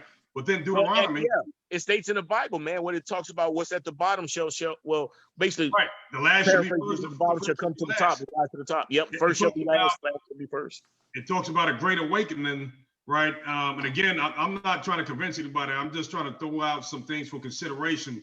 I know, and let everybody come to their own conclusions based. But the powers to be, Bush, the powers to be will still try to keep blacks down. Well, and Bush's uncle's part of that too. That's a good one. You have me thinking for a minute. I'm like, wait a minute. I think we talked about this topic. Anybody have anything they want to add? Alex, A-Rod, Mark? I do actually. You know what I don't hear? I don't hear, let's move forward. Yeah, no. I never hear, let's move forward. I hear, I was this, I was that, I want this, I want that. Okay. You owe me this, you owe me that. But I never hear, ever hear. Hey, Mark, show us that infantry. Show us that infantry tattoo one more time. See, that's what we're talking about. We needed somebody to make that statement. Alex, you said move forward, right? Move forward. Now, every time you try to move forward as a minority, you always have somebody that's going to put you down or try to say, hey, you need to stay in your place. Now, I don't agree with you. Move forward as a people. We need to come together as a whole. No matter how much money you got, I think we need to come together as a whole and pull each other up instead of being crabs in a bucket. Hey, you know what? So let me ask you a question though. Then, because since we're in this forum and everything is not judgmental here, let me ask you a question. I watched on famous TikTok a video the other day where a black gentleman was talking about Caribbean immigrants and African immigrants that come to the United States. They settle in black neighborhoods and they start businesses, and they are exponentially more successful than American blacks. And his question is why? And my question is the same. My parents were Cuban immigrants. I remember being told as a kid, oh, the Cuban on the block, whatever. I mean, nothing compared to at all whatsoever to. Hey, Ron, let me jump in here. Let me get a little bit of this. Let him finish, Bush. He finally got his mic working. He finally got the mic working. Take it out, Bush. Come on, Alex, man. Wait a minute. Now, this is what I was talking about. Hey, Bush, let me mute you real quick. Hold on. Yeah, man. Let the man talk. Don't do that to Alex, man. Let Alex finish talking, Bush, man. You got to let him finish talking, bro. Yeah, listen, there's not really much more to it. I will tell you this. I was, within the last 6 months, in a vehicle with a black friend of mine. I got pulled over because my temporary tag had some issue with my temporary tag on my vehicle. The way that the stop went was, hey, how are you? Oh, yeah, that's the problem. Going through divorce, whatever. Okay, man, make sure you get the paperwork straight away. Everything was cool. Everything was calm, collected. He said, hey, if anybody stops you during the day, let them know that chief. This is in Richmond Hill, by the way. Let them know that chief. Hey, so you here? Hey, you right here by me, Alex. I'm in Poole. I'm in Poole. Okay. Hey, so when all that was done and we shook hands and he walked back to his car, my black buddy looked at me and he goes, man, are you kidding me? I wish I was white. That would have never gone like that if it was me behind the car. And I was like, and right there at that moment, after 50 years, I'm 48 years old. After 50 years, I felt bad for him because I could see where that systemic racism was coming from. Now, where the systemic racism comes from, that's a topic for another day. But my question is this: why do Black Africans and Black Caribbeans and Indians and Pakis and whoever else you want to talk about, come to the Okay. United States and own a hotel at the end of the year or 7-Eleven. I got Hey, it. Let me go grab ahead, it go real ahead, quick. Bruce. Go ahead. Go ahead. I appreciate it. Hey, look, check it out. Now, it seems like whatever African Americans do, right, for some reason, we can't get it right, right? We can't come together. We can't, why can every other race operate business? Men like Mark, men like myself, successful, in our own right, we're glitches in a matrix. Like Jack, military man, glitches in a matrix. We beat the statistics. Statistically speaking, our people are not doing well out here, even in 2020. It's starting to get a little better, right? But, Jay-Z said it, right? I'll throw a Jay-Z quote out there. Either you dribble, a mean, basketball, or, you nice with the mic, right? There's only two ways out the hood, right? So to speak, right? Because the opportunities haven't always been there. But why is every race able to be successful and come together? Again, it goes back to that biblical narrative that, you will be taken to a country, a land where, you will be a foreigner and, be enslaved for 400 years. There's a reason that, I'm proposing that, there is a good possibility that that is the case, that, we have been underneath I guess the judgment of God for not walking in his laws, right? But there was a purpose for that happening. That was to allow for the rest of the world to be evangelized, right? So now that the rest of the world has been evangelized, right? That the Christian gospel is going out, right? The Gentiles, the fullness of the Gentiles is coming in. 400 years is up, and God is saying, Israel, right? Awaken, and right. So there's documentaries out right now. You can look it up. That where they're talking about 400 years, from Hebrews to Negroes, that lays everything out, right? How the original Hebrew was of African descent. So this is not just me talking out the side of my mouth. This is actually has been researched Scientifically. It's been scientifically right? But again, with that being said, from a Christian perspective, can we put any weight into being an African American and thinking that just because we're African American, we're the chosen people of God? That's what the Jews do now, right? They're over there. But hold on, Bush. You're not answering his question. Man, Alex. Well, Jack, I am answering this question. Let me get. I got it, man. Hey, stop going around the world, man. Go straight to the point, man. 5 degrees, 3. Wait a minute, Jack. 5 majors, 3 minors. Jack, you think you staff Saul Jackson? That's what's going on here. All right, Cappy. I'm sorry. Right now. 5 majors, 3 minors degrees. 5 major degrees. Look, but that's what's going on, gentlemen. From my perspective, at least, as I see things, that African Americans have been underneath this judgment. The judgment is lifting, and it's so funny. You never saw African Americans in positions of prominence, right? Now you got over there in England, Prince Harry marrying Meghan Markle, right? There's a mixture, right? You got President Obama in office as well, right? It's almost like a concession of the fact that, yeah, we know that 400 years is up. Because guess what? The elite, the people that oppose Christian principle, they know the timeline from a biblical perspective. And that's why they're taking actions that they're taking, because they know the Lord is coming back. And this is a great segue into the next issue. We're not going there yet, but we're going to talk about the peace treaty with Israel, right? And the Abraham Accord. Well, your perspective, right? I hear about your perspective, but Alex, let me tell you my perspective. To answer your question, man, hey, you said Africans and Africans that come over here, they become businessmen, and the Caribbean black men are African/African man, as well as Puerto Ricans fall into blacks, and Cubans fall into blacks. I'm gonna tell you why they're more successful, man. And this is just my perspective, because I got a bunch of partners that's ex-military right here on Fort Stewart and abroad, in other areas also here in the United States. They were taught instead of being crabs in a bucket, my brother, to work as one. Look at the Hispanic, look at the Mexicans. The Mexicans here, you have about 10 Mexicans staying in one house. Everybody laughing at them, but they're using their head.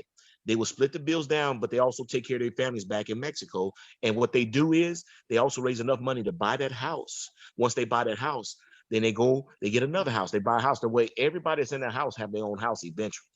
They work together. We as Black people, it's been embedded in us. You go back to Willie Lynch. Willie Lynch, he said, put the young against the old, the weak against the strong, the light skin against the dark skin, you know, and it's been embedded in us, man. We've been crabs in a bucket. And with the Indians and the Pakistanis and the Chinese, what they do is they get that little thing over here when they open up a business. They got 5 years before they pay taxes. So what they do, they go ahead, they smart, they learn the system. If I know I got 5 years, I'm in my 4.5 year, I'm gonna give it to Bush. That way Bush got another 5 years paying not paying taxes. Boom, they trade it off. But man, we as Black people, man, we can't seem to get our stuff together because we envy one another. We're still on that slave mentality, that Willie Lynch mentality. Hey, that they put each other against each other. Be mad because he didn't progress. And hold on, man. Let me Bush, let me finish this right quick. But once a person progress, what we do is we don't look back and try to pull the next person up with us. We just keep going forward. We got to stop that, man. Yeah, let me say this. I remember being a private. I was a knucklehead private, I'll admit, you know, from New York City, right? But I remember a mechanic, a maintenance guy, right? He was talking out loud, you know, I was doing operator maintenance. And he was like, all you Northerners, he was West Indian too. He was West Indian. He said, all you Northerners, right? You know, all the people from up north, just lazy, right? And I'm saying to myself, I know he ain't talking about me. You know, I know this man is not talking about me, right? And you know, I got a tattoo. Right? It says work hard, right? I got that when I was about 20 years old, right? In Germany, right? And it still looks new, man. Still looks new. That's quality. Shout out to Alf Diamond in Germany, right? Frankfurt, right? He overcharged me. I paid like 400 Dutch. He saw you coming. Yeah, he did. $50 yeah, he got me. But anyway, it's a motto of mine: work hard, right? I took offense to the statement that the West Indian, because it's a perception that African Americans are lazy, that we don't have work ethic, right? And that's, to me, the conditions that have been set to set us up for failure, and the systematic, racism that has been in existence in this country. We got a lot of things going, against us. So to rise up, I agree with you, Jack. All those things that you said, it creates this environment where there are crabs in a bucket, but again, I don't think it's something that is a genetic thing, right? It's been allowed by God for a reason. But again, like God said, the first will be last and the last will be first, right? So there's a reversal that is in the process of taking place, where you're starting to see the people who were at the lower end of the totem pole, God is going to promote them, right? He's going to say about but you got to see where does the line start? You know what I'm trying to say? You got to, I like that theology, but we got to see where does the line start, because I think in time, as time goes by, things change, but we don't change mentality. Human race does not change that mentality. We got to know our past, but we got to learn from our past, forgive. We got to first forgive for our past. You know what I mean? None of us that we're talking or listen on this were 400 years ago, 300 years ago, whatever. You know what I'm saying? We were not there physically. Our ancestors were, but we got to forgive what happened in the past and continue moving forward. Because like you're saying, it's like I can easily say, I'm going to play the devil's advocate here, Bush, on it. As the Latino race, why are we not then the one? Because we're mixed. Like you've gone through that. Like we can say the African American has gone through the tribulations that we know about, but we do not know what happened from Central America all the way down to South America with the Latino race and that going on. I'm a person that Just because I am from Puerto Rico, some Latinos don't like me because I am a U.S. citizen. And in the States, I had issue because I was a Latino. Like, man, I get in from both sides of the house now. You know what I'm trying to say? And I had to educate people, letting them know, hey, man, just because you're a U.S. citizen, I mean, right now, hold on. We can have Billy. Billy moves right now to Puerto Rico. He cannot vote. He loses all the rights of voting. Anybody here is talking, move down there, they haven't. And then people don't understand that. So I want to, understanding is we got to forgive the past, learn from it. And like Jack was saying earlier, unite together and move forward on it. And I think that goes so hard to do no matter what race we are, because at the end of the day, Exactly. I can probably help somebody, but somebody be looking at me, oh, well, you did this or you did that, or how come you have this? How come you have that? Doesn't matter. Let's work together and move forward. But it's going to take baby steps for that to happen. Man, I'm going to tell something. I'm going to blow your all's mind right now. The worst thing that could ever happen in the minds of the media and the elite is for us to get along. Oh, absolutely. That's exactly. Absolutely. You're right, Amen. Alex. They don't want that. They want to keep us divided, man. Amen. Mhm. Yes, sir. Hey, Sean, do you think, do you buy into the curse of Ham? I've heard of that.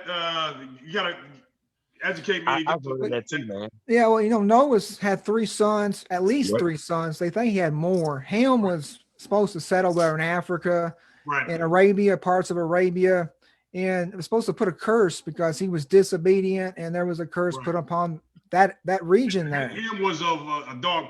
Yeah, yeah. I've heard of that before. I've heard of that before. See, now, I mean, I don't. I don't subscribe to it. Well, I didn't know if you were talking about the biblical narrative. That's where Right. that comes from, though. I think I got you. Now again, let me be clear, gentlemen. From a Christian perspective, we're not justified. I'm not saying that the African American, because we are possibly the original Hebrews, right? That we, we have, we're the chosen of God in that sense. You have to, if you have faith in Abraham, faith in Christ, you are considered the seed of Abraham. That's what makes you, a Christian. The fact that you believe that God came to the earth, he paid for our sins by dying on a cross. That is a covenant, right? That is the new covenant, right? But there's an Old Testament covenant that was made with national Israel, and that's what is in view right now, right? So in Old Testament and New Testament were saved, the same way. They got to have faith.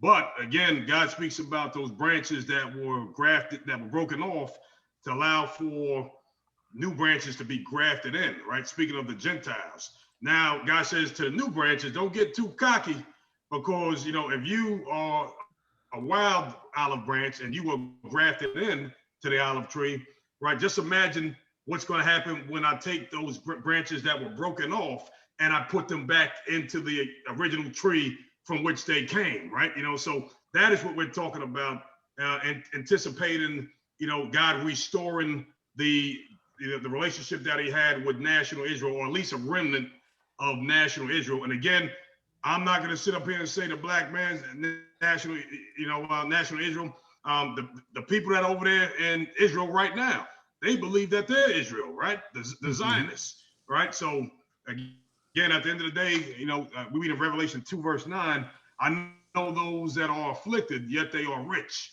And then we read furthermore, right, within that same verse, I know those that are of the synagogue of Satan, or I know those that say they are Jews, but yet are of the synagogue of Satan, right?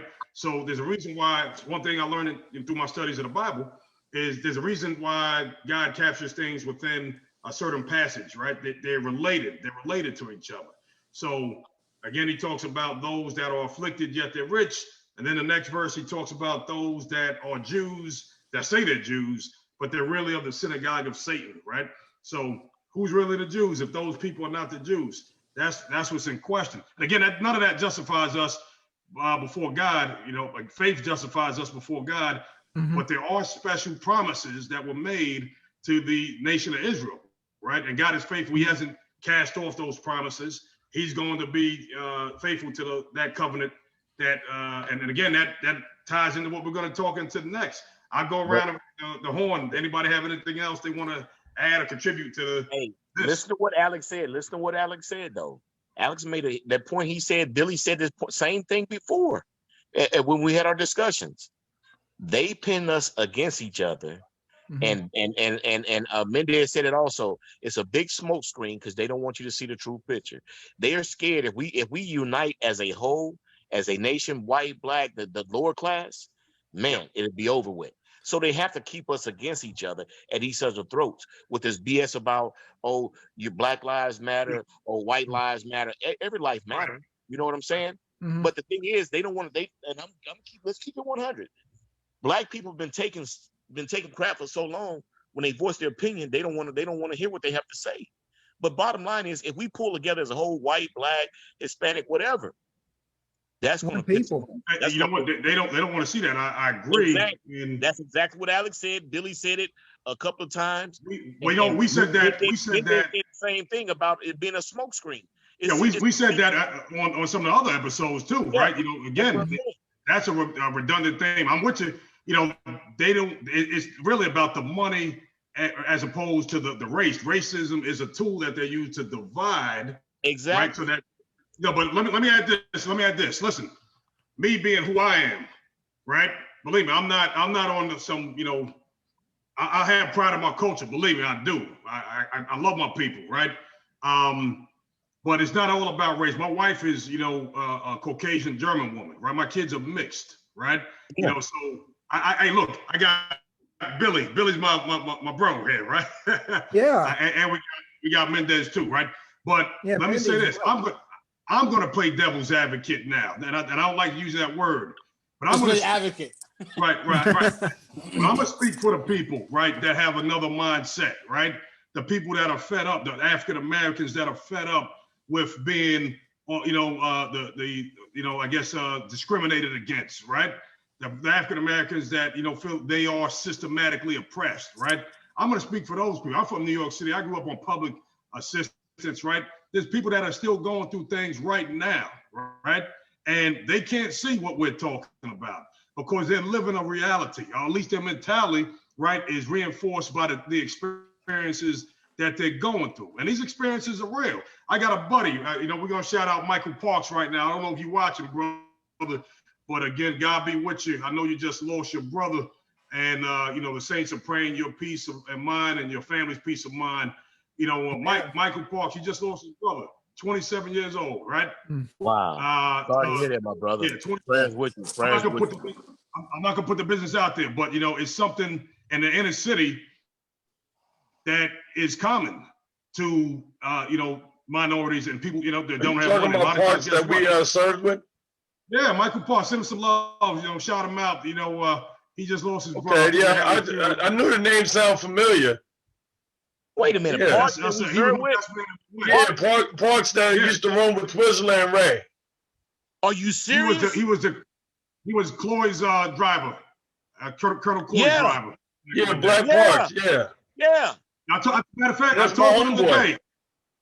Oh, man. He was the best man at my wedding. Let me tell you something. Parks was a grown man. He was a little older than me, right? You know, but carried him. He was on some different stuff. I think he went to school to study Black history. So his posts, matter of fact, we need to get him on the show. I invited him tonight. He got a lot that is going on, but we're gonna get Parks on the show, and he's gonna express his perspectives. And you know, they're unique and they're genuine, but he's definitely on some pro-Black stuff, right? And he's going hard with that. You know, that's his thing.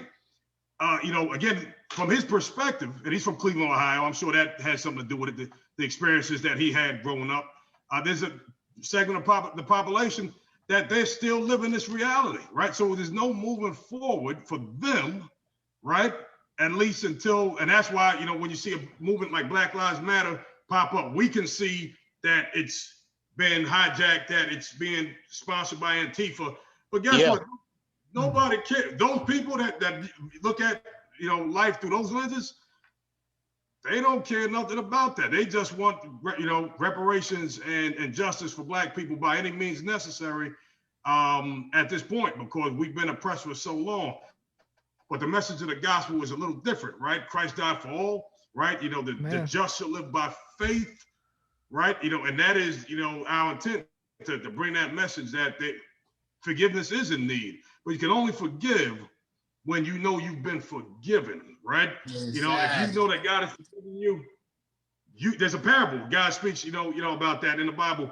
You know, a wicked servant, you know, he doesn't forgive, you know, somebody underneath him. When God forgave, when the master forgave him of everything, you know, we can only do that when we know we've been forgiven. So I have a lot of empathy for individuals with that mindset, because I understand, you know, and again, it takes a lot of patience, a lot of, you know, a lot of prayer, a lot of education, you know, all those things to move past, to get a lot of people. There's a lot of angry people, gentlemen, right?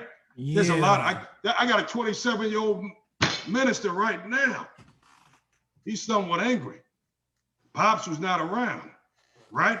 He's a little angry. Guess what? I relate, because my pops wasn't around, and I came in the military a little angry, right? That's that Antoine Fisher story.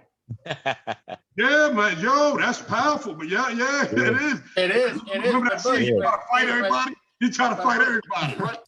All that anger inside his heart. Hey, Bush, I think you opened. I don't know if you hear me because my battery's dying. But real quick before, in case it dies, that's a good point, and I think we can probably look at it in the religious side of the house, on the racism and upbringing. Okay, let's go by what type of domination, because if we talk Black, Hispanics, whites, Chinese, everything, I think the common denominator is going to be a religious belief. I think because on the one church, you're going to have all those type of races. You know what I mean? And that's what kind of what we're doing right here. We got all type of people, different walks of life. We're talking, and we're able to understand each other and be able to understand ourselves or our past experience at a different point of view. Amen, brother. Man, it's so cool that you say that, because, and this is what I'm running out of battery too, but this is what I'm going to say. I don't care if you're Christian or Muslim or Buddhist or Zoroastrian or whatever you are. At the end of the day, you boil it all down to one thing, and that's love your neighbor. And that's it. And if everybody just did that, if everybody just loved their neighbor, where would we be right now? But we're not, because they divide us. They divide us every day. Let me ask you this, Rod. Hey, Rod, why can't we? Well, you said they divide us, right? So why do they? You got to ask the question why, right? What's the purpose? To me, you know, if we ask that question, I'll tell you right now exactly what the purpose is. And you want to know what the purpose is? David Copperfield, David Blaine, pick any magician you want to, anyone. Whatever the left hand is doing, the right hand doesn't see. Whatever the right hand is doing, the left hand doesn't see. And as long as we're fighting, we don't see where that card went. As long as we're fighting, we don't know where the Statue of Liberty went. What motivates those people? What's motivating those people? Because you know what? They could have good hearts, and maybe they want to share everything they have, but they don't want to do that, right? So what's in their heart? Are these good people? No, absolutely not. Now, but listen, what I'm talking about, that there's a certain amount of people that control what we hear and see, right? And how we hear and see it, and it's ridiculous. It's to the point where we've spoken to that, A-Rod, you know, a number of times. The media is controlled by the liberal left for the most part, right? They control the narrative, right? So I agree with you. Why don't we throw off that blanket? Why is it so hard for us to say, hey, man, you know what? At the end of the day, I just want to be nice to the Joneses and to the Williamses and to the Rodriguezes and to the Bushes. And we all, you know, let's have a block party, man. And get rid of these motherfuckers up there. I don't understand. But we get caught up in the little things, and we get caught up in the the 400 years, and we get caught up in the this guy, you know, killed himself, or whatever it is. I mean, I'm not making it. It's hard to put together. You know what, I think you guys understand what I'm saying. I got you, but you know what? God says that the wicked go astray from birth, right? Oh yeah. So it's a human nature thing. You know, we are not good natured by heart. You know, we by nature we don't do those things that you're explaining that we should do, and we won't do it unless there's a change supernaturally. Well, I go against that, Bush, because I mean, as little kids, we don't know what's bad. You know what I mean? As little kids, Exactly. as you coming in, we don't see black or white or yellow. We just see a friend on it. It's our upbringing and our education and our environment that starts putting that into our head to be who we are at a later on life. All of us here can say we had a mentality 20, 30 years ago different what we have right now because our experience has demonstrated us the difference from it. We're taught and we learn. Now I agree with you, man. We're taught and we learn. But again, the biblical stance is that everybody has the potential to be a murderer along the lines of Cain when he killed his brother, right? And as a matter of fact, God equates anger to murder, right? Whoever is angry with his brother is a murderer, right? This is biblical principle, and that's why Christ came, because he understands that sin has taken this world, our hearts and our minds, and we're not going to do what's right. We're not going to love each other like you want us to. You're communicating, A-Rod, unless the love of Christ is in our hearts, right? And that's the whole thing when it comes to Christianity. That we're in rebellion against God by nature from birth. We're in need of being redeemed and restored to a right relationship with Christ, so that we can. We're human beings. We were created to live forever with God, right? And that's the sad part about our existence, that some of us that have lived as human beings and made in God's image. There's a lot of things that God created, but there's only one thing that God made in His image, and that's the human being. That a lot of us are forfeiting our right to live forever, to live eternally with the Lord, because we deny what His Son did on the cross, right? God says, he who confesses Christ has life, but he who denies that Christ is the Savior, he doesn't have life, right? So, again, this whole show is to talk about social considerations and politics and different perspectives. And forgive me for dominating, but I just want to make sure. Forgive me for talking. I want to make sure we understand, at least from the Christian principle perspective, what that Christianity thing is all about as we talk about these issues that we're talking about. Hey, Captain, can I build upon that? Yeah, go ahead, Hey, Captain. Hey, Rod. Hey, Rod. I don't respect the MLB, A-Rod, but I respect you. He's just making my head big so he can pop it. You know how that goes. Yeah, but I respect you. I don't respect the A-Rod and the MLB, but I respect you. See, A-Rod brought perspective to the table, man. And if you listen to what he said, everything he said is straight, man. You can't argue that. The powers powers above him, powers above us, don't want to see us get along. It's a smoke screen. So they keep us at each other's throat so they can do what they want to do. Like he said, he used magicians. We said the same thing about President Trump. Everybody, we can say we want to. At least you know what you got with President Trump. He gonna call it like he said, but powers to be don't like him because he's going against the narrative. Absolutely, he's going against the grain. He's going against that. And I'm not. Don't get me wrong. I'm not a Democrat. I'm not a Republican. I'm for what's right. I'm not an independent, whatever they call conservative, all that, the left and right, all that BS. I want what's right for the people as a whole. And the politicians, they don't want that. They don't. The majority of them do not. People, hey, what are you, a Republican? What are you? Man, I'm nobody, man. I just want to know who's going to do right. Who's going to do right for the people as a whole for the United States? Ain't nobody. No, I agree 100%. I didn't know we were going to get this deep into the topic, but I did some research. I did some research before the program. You guys know who Larry Elder is or Jesse Lee Peterson? No. All right. Well, both of them are black conservatives, and they've actually been asked. Larry Elder, yeah, I know who Larry Elder is. Yeah, Larry Elder, 70 years old, and this man's lived through, generations and generations of whatever. But 30 years ago, the way he got in talk radio was he was writing articles explaining how at that time, this was 1990, racism was not a problem for the black man. It wasn't. And that's what he said. He got a phone call from Ohio and he was asked, "Are you black?" And he said, "Yes." He was asked to fill in that day on this guy's radio program. And since I believe it's Cleveland is 50% black. So he was getting calls, and these people were calling him everything but his name. They weren't calling him Larry. They were calling him, and excuse me, I'm just repeating what he said. Uncle Tom, Sambo, look, Uncle Tom, and one thing that you call a black man when you want to make him the most mad, Republican. And I mean, this was 30 years ago, and he was telling people that racism is no longer a problem for us. So Right. yeah, Mark finally got it. But now Mendez sent me a picture, man.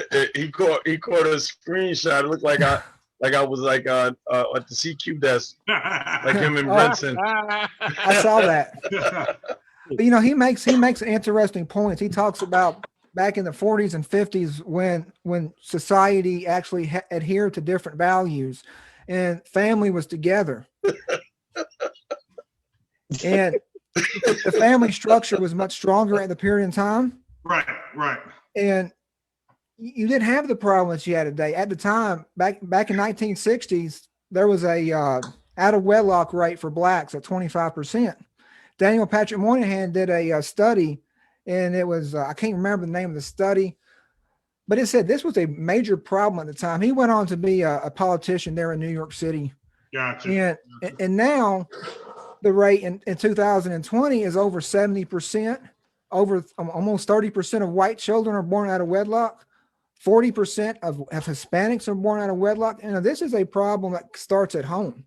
Right. The fathers aren't at home. You go back to the 60s, the great establishment, the projects and so forth. They were just cramming people in together. It was but supposed that's Democrats. A lot of people don't understand. Democrats did that. Absolutely. And that was Lyndon Johnson, and it was purposely done. We're gonna keep voting for Democrat for the next 100 years. 200 years. 200 years. Right. Yeah, but I mean, my point is a lot of this. B. Johnson. Yes, sir. A lot of this stuff is mentality. Now, I've got white families, and look, they don't have anything. I mean, they got squalor. I've got a cousin who lives with her shack up job. They don't even have plumbing in their house. They have to go outside if they have to do number two. Hey, Bill, just to interject real quick, you talked about terms that black people don't like being called, right? We got to do a show on the N-word. Y'all know that, right? No. How come we haven't done a show? We need to be talking about this Tekashi 6ix9ine or something, man. All right. Hey, Mark, what about hip hop news, man? We waited on you, brother. You're supposed to bring up. Yeah. Like, because I listened to his interview. I mean, I know this is different, but I saw some of it too. We got to talk about some of that stuff too. You know what I'm saying? Like, throw a little bit of that, because you know what? I think that Tekashi 6ix9ine thing is a real serious topic that needs to be addressed, because when you look at the young people and you look at the two sides that's there, and you know whether he's really he's a rat, but whether we can justify it or not justify it, right? I think that's something a lot of people are being fake about how they feel about him because of the pressure. You know what I'm saying? Right. If you look at what happened to this dude, you know, think about it. Listen, I'm not even sure. I mean, he's a pretty popular guy these days. Who doesn't know about Tekashi 6ix9ine? Who's never heard of Tekashi? Is he the guy with all the colorful hair and the tattoos? Right. On his face? Yeah. That was facing 47 years in jail. And then what happened was that he worked with the feds, and now he's home. He's making music videos and stuff. His album flopped.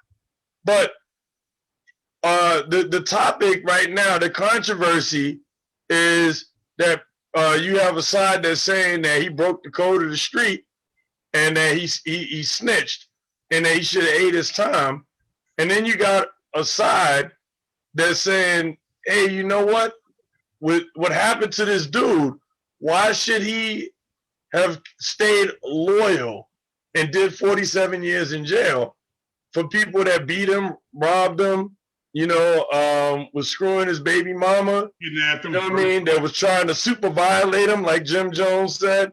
You know, when the feds released all that information to him, and he heard his people on, you see what I'm saying? I listened to his interview here the other night, and I know this is not wasn't on the schedule, But I actually started to I had to step back and I had to think about that. And I said, man, you know, we talk about the media and how the smoke screens and stuff and the hip hop community and the way the streets are have you feeling like you know what I'm saying? He's a rat, he's a sellout, he's a this, that, and the other. But honestly, I think most people would have did what he did. You know what I'm saying? Under those conditions.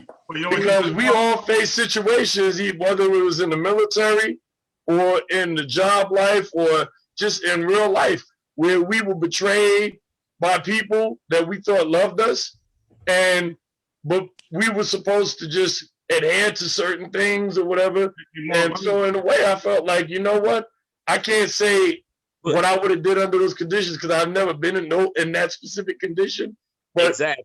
My opinion is that if somebody threatened the life of my family, tried to violate me like that, you know what I'm saying? The story when he broke it down, how they had the machine guns on him and he got away. They actually want to murder him in the street. Yeah, and he actually got away and jumped into a cab. I saw the interview. He has a couple of interviews, but you know what? This is absolutely related to what we've been talking about because what's going on is, you know, there's this unwritten or unspoken set of guidelines and bylaws that the community is supposed to abide by, right? And it's a conditioning also, right? The reason why, you know, again, they're letting this guy out, right? He committed some crimes too. He cooperated with the government, but guess what? He's an influencer. He influences a lot of the culture, right? So they're like, hey, anything that, you know, supplies the prisons with personnel, with people that can make license plates when people retire. Come on, I don't think that. But I think you're going down with a different route, though, man. My brother's making license plates. I think you're going down with a different route, though, brother. I'm sick of it. Yeah, right? You're going down with a different route, brother. No, but listen, all jokes aside, he is an influencer, and so they're more than willing to allow this guy, and he's not the only example of people that they have allowed, like T.I. is another one, right? What this guy got caught all types of weapons, right? Why is he free, right? Well, think about it this way. You know what's crazy, right? This is where like I said, I'm very leery of even politics, but regardless, right? Because he made a good point. Jim Jones is on tape and he's talking with dudes about super violating this guy. You never heard anything about Jim Jones being brought in or nothing like that, right? We keep saying everybody's so focused on calling this guy a rat that we forgot that Jim Jones was on those tapes. Everybody else is doing 15 to 20 to 30 years in jail. Yeah. And Jim Jones is still out here making music, right? Listen, you know what I'm saying? We got to think about that. The only way that I know that you could be dealing with feds and you could say something like that, you know what I mean? And you not picked up or booked or tied in. If Jim Jones can make that type of order on a phone, then that means that he's involved some way in a position of power. How is it that he ain't never been picked up for anything?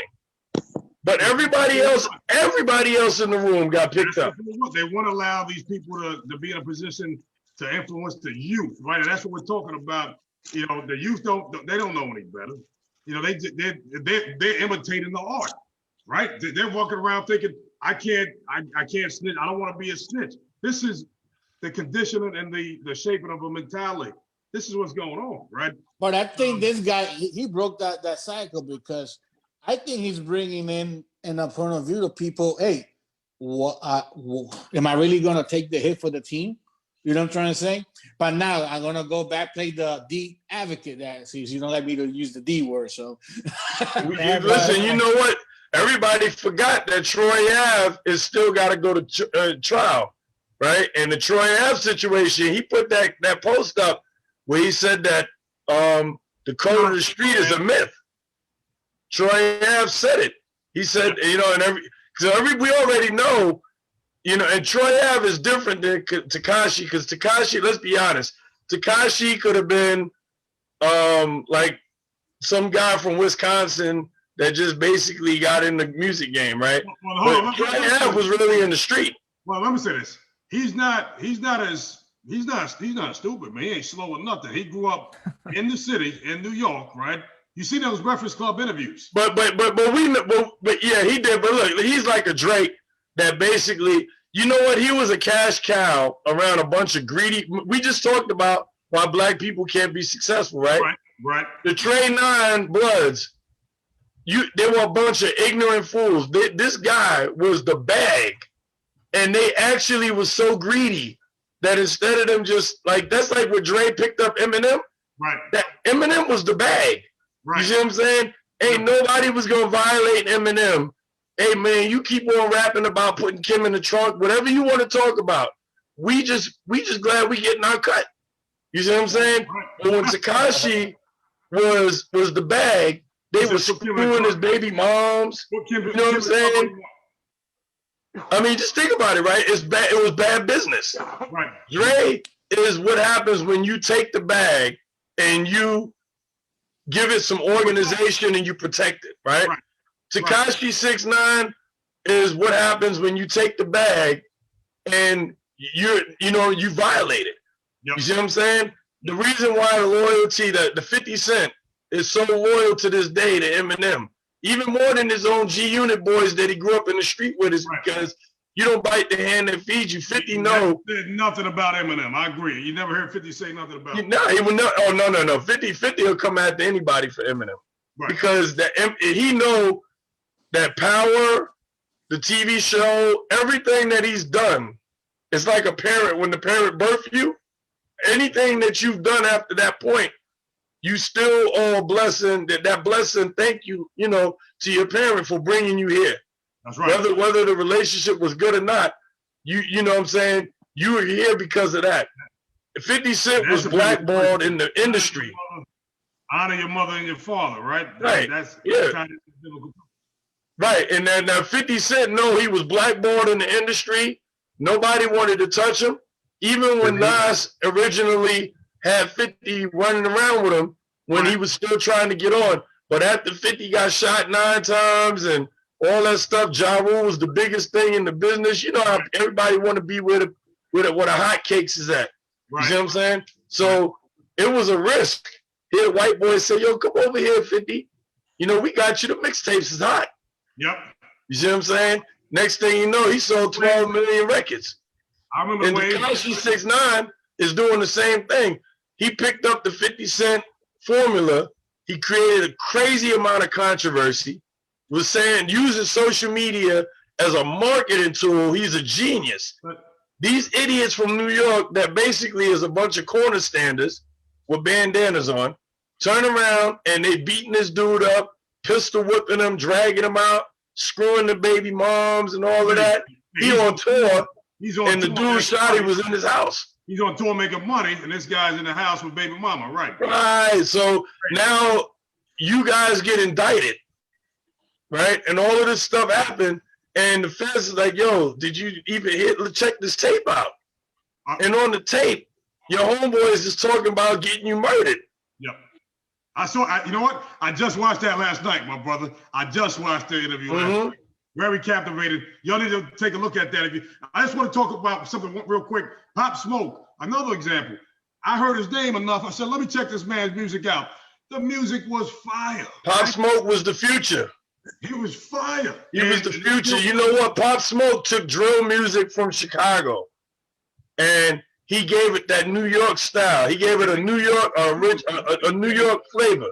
Right. And you know what happens? How does gunmen come into a house, murder you, and leave, and all your homeboys are still in the house? Yep, jealousy. They set them up. They set Let's be honest. Come on, man. The crabs in the bucket, right? Set them up. Right. You see what I'm saying? You got to be very careful when you get that money, when you the bag. And this is like, look, and it's not even just in hip hop. Again, we talking about anything. It could be in the military. It could be on the football field. You know what I mean? Wherever, you know what I'm saying? Snakes is everywhere. Everybody want to be, because I think with child sports, everybody's parent want their kid to be the quarterback. But it's hard to find loyalty, man. Oh, it is. It Biblical really is. principle: a man of many companions is soon brought to ruin. Right? That'll keep you. That's in Proverbs. I want to say, you keep you safe. You can't run with too many people thinking they got your back. Right? You know, that's not reality. You gotta watch out, man. People are very funny, man. You know what I'm saying? Like, for them to be up in that dude's house, came right for him, murdered him, got rid of him, and kept it moving. And you know what? It was crazy. As I just listened to his music because I heard the name. I said, let me check it. I thought it was just another rapper, right? This wasn't just another rapper. He was gonna bring New York back the way Biggie brought. Right, he was. Wow, boy. I love some Biggie. I love Biggie. Well, you gotta look at it. Look at Troy Ave. I mean, Troy Ave, his whole purpose when he came into hip hop was restore the feeling, to bring that old school original New York Nas 50 Cent type flavor. You know, because hip hop got electronic. You know, everything is auto tune. You know, I grew up right there, right? Troy Ave. Nah. Yeah, man. Nah. Listen, next time Kevin is on the show, we're gonna have him tell y'all about this fight I had, right? Across the way intersection around Troy Ave. Crazy, But man. you know, I'm just saying, like, anytime you got to be real careful with like that. Like, even what Tekashi was saying, what he was saying, let's think about how we have a plantation mentality. Everybody's mad that Tekashi's running around with all these bodyguards. But he said, listen, if Pop Smoke had those bodyguards, would he be alive? Well, no. See, what happens is if he had those bodyguards, everybody would have said that he a fake thug. So he didn't have them. You see what I'm saying? How about ex-Tentacion, right? He even pulled out the phone and showed the text message because that was his homeboy. And he said, I told him to have security. Right. He didn't have security. And what happened? Dude set him up and murked him right in his car, dead. You see what I'm saying? The streets tell you in order for you to be accepted, you have to behave a certain way. And when you behave that certain way, the streets say we love you. The reality is we don't love you, right? The streets don't love you, it consume you, right? It's the same thing with Nas. And look how many rappers get robbed or got robbed in the 90s that we know about. You know what I mean? Mobb Deep, how many times Prodigy got robbed? Nas, they was running up in studios, robbing rappers in New York. It was crazy. Even Queen Latifah got robbed. Right. Hey, hold on, though. Didn't Tupac, he got gunned up in the studio, didn't they? Yeah. He sure did. And you know what? And Big Stretch. And one of his most famous songs, that song Pain, that he did with Big Stretch. Stretch was with him when he got robbed in Quad Studios. And then they found Stretch dead with like 30 bullet holes in him out there in Queens. You see what I'm saying? Like, it's so deep. It's so much deeper than we actually understand. The code of the streets gets you killed. Let me say this, gentlemen. A lot of times we look at these celebrities, rappers, right? And these celebrities and these basketball players, we put them on a pedestal, right? And these people are not happy, right? They're not. Tekashi 6ix9ine spoke about that. He said he had a lot of anxiety. You know, he didn't know what was going on back at home. The life that they lived, that they show us on TV, it's not all that it's cracked up to be. And guess what? If you end up dying and you don't know the Lord, right? Your life was in vain. Because guess what? You're never going to see light of day again, right? You're not going to, so again, let's not glamorize. I think I'm like, go ahead, Billy. Go ahead, Billy. That Jim Jones y'all talking about, that's not the cult leader? No. Hey, is that his look at what's the average age, the life expectancy of a Chicago drill rapper, right? Is 17 years old to 24 years old, right? When you look at Little JoJo, Little Mister, when you look at like the most famous drill rap songs, if they have even a couple years on them, everybody in the video is dead. Who's the kid that did the race, right? The race song. What's his name? It's a fire song too. He's like, I was trying to beat a case, right? But they all listen. They all dead. Listen, they had the one guy out there. They shot him in his face so many times that there was no face. They just killed that guy, FBG Duck. He was big time. He shouldn't even been there. I think if I'm not mistaken, he was about to sign the Cash Money or Rock Nation or something like that. Yeah. And like a few days later, you know what I'm saying, he would have been gone. And all this is relevant because this is the avenue that is presented to our culture when it comes to escaping poverty, right? This is what is said to us. Hey, if you go this route, if you say this, if you say that, you know, we're going to give you a whole bunch of money. And again, there's an agenda behind it, and that's to keep people dumbed down and keep them in a state where, you know, they're not thinking for themselves and not being intelligent about decisions that they need to make. Gentlemen, I want to move this conversation along. Okay. Can I share one story? Go ahead, Bill. No, I know I'm white, but I've got a cousin.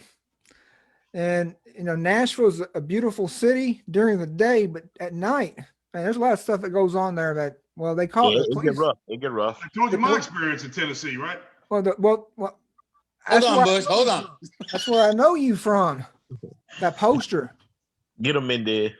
But no, my cousin, she's spending 35 years in prison for a robbery she set up that left 2 people dead.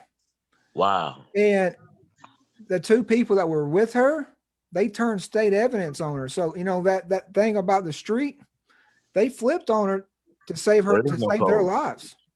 So, you know, look, I don't like this street code or whatever you want to call it. I mean, I've got two nephews right now. Their house just got raided because they had drugs in it and illegal weapons. One of them is in prison right now, in jail. Now, the other one is out, but he's not cooperating with the police because of the snitch label he doesn't want to be put as. Right. Well, you know, it's all across all races. No, it is. And I think, and I know you want to move Bush, but let me throw a little bit of the 6ix9ine stuff in here. And when it's probably going to go with what Billy's saying. At the end of the day, is that the kid was not really from the street, for one thing. You know what I mean? So you got a guy that involved himself in a specific lifestyle. It's an image like we're talking, like, and a lot of youth see this stuff. They see these people as like, oh, this is a way out. This is how I'm gonna be able to progress in life on it. But at the same time frame, as he gives that rats of people out, in my point of view, okay, because he's not really a guy from the streets. He's not a street code guy. But a guy from the streets, he would not, I mean, like, that would not happen. I mean, the guy's getting a lot of beef down in PR because he does a lot of collaborations with a lot of artists down there. Right. And right now, they don't want him down there because he is labeled as a snitch. He cannot go to PR. But you know what? He made a point. Meek Mill is signed to a rat, right? The lady that run that Rock Nation group. He pulled up her case and everything, and she turned stateside in feds, right? And she helped them to get other people put behind bars. You see what I'm saying? Like, that's when we talk about this, like, you know, this Illuminati and all of this other crazy stuff, right? You know what I'm saying? It's real. You know, Meek Mill, even 50 Cent says something about that. You know, 50 is a troll. So anytime he sees something, and you know he had a problem with Meek Mill for a minute, and 50, he even says something like how you talking about homie over here is a rat when you signed to a rat? You see what I'm saying? Like, and where I come from in the streets, if we're gonna be honest, they say when you shake a man's hand, you inherit his past. You see what I'm saying? So if a guy's a pedophile or whatever, and he's a known pedophile, and you out there and you give him dap, then you obviously agree with his lifestyle. But you know what I'm saying? Like, that's just where I come from. Mm-hmm. So if you sign to this label, don't tell me, oh yeah, man, I had to take that deal or whatever. You didn't have to take that deal if you hot, right? Yeah. You see what I'm saying? So I'm just, you know what? I have to look at the Kashi situation a little differently right now, because to be honest, we could call him a punk because he got security, but if he didn't have security, he would be dead right now.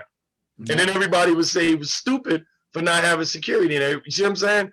So he broke the whole mentality about when you talk about the street code. Because I mean, he broke that out. A lot of people, I guarantee you right now, looking at this a whole different. This new generation, I mean, this new generation, I mean, it's not the generation that we came in. We're not the generation before us on it. So as it keeps going, I think it's gonna get softer. People are gonna have a front in front of them, but when the time comes, I mean, they're gonna be the greatest singers out there. You know what I'm trying to say? Well, you know what, Mendez, I want to. Words have power, right? You know, Yeah. I want to watch how we frame this. You said, did you say that they're gonna be softer? Who? Like the generation that's coming? Yeah, generation comes in. What I mean by softer is because the generations nowadays, like you said, words, it is powerful. The generations nowadays are seeing a lifestyle that they're never gonna live. Point blank, because what you went through in when you guys were young in New York, I guarantee you, people going to the same stuff, but at a different point of view, a different way. They weak. Exactly, because you guys nowadays, Bush, I know both of you, so from the young, and I've seen you guys take a lot of crap. You know what I'm trying to say? And that's just me that I've seen. That's only with military time already in. Yeah. So just imagine you guys back home, okay? And I can tell you, there's probably people at the age that you were 20, 30 years ago that will not handle a situation that you guys probably experienced. Right. And that's what I mean about weakness on it, because they're gonna be weak.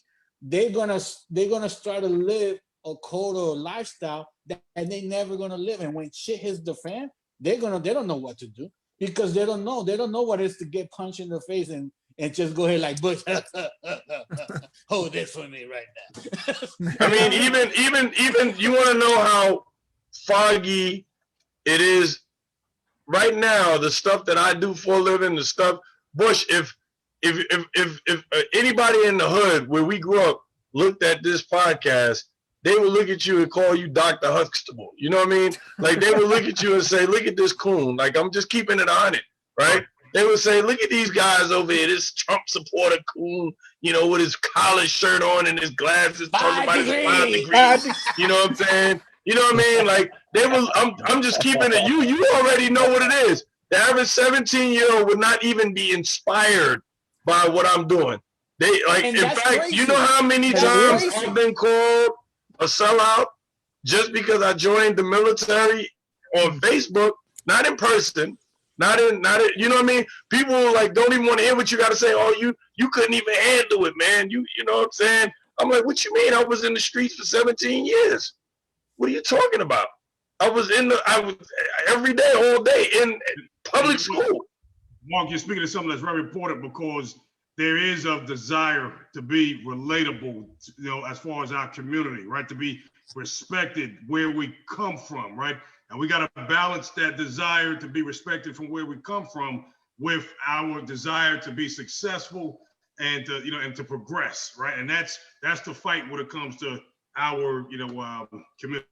Well, let me ask you this: at what point does it stop? I mean, what point do you stop trying to relate to those who they don't want the best for you?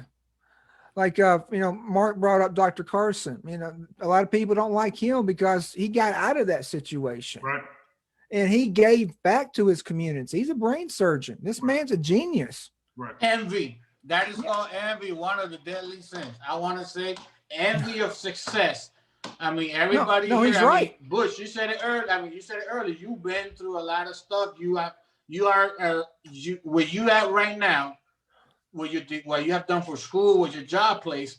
Nobody can take that away from you. No, sir. You know what I'm trying to say? No, man, but somebody can talk crap about you. Oh, he's a sellout, he's this, he's that, he's that. What does it do to people like us that they try to help people? You know what? I'm not even going to waste my time there on you.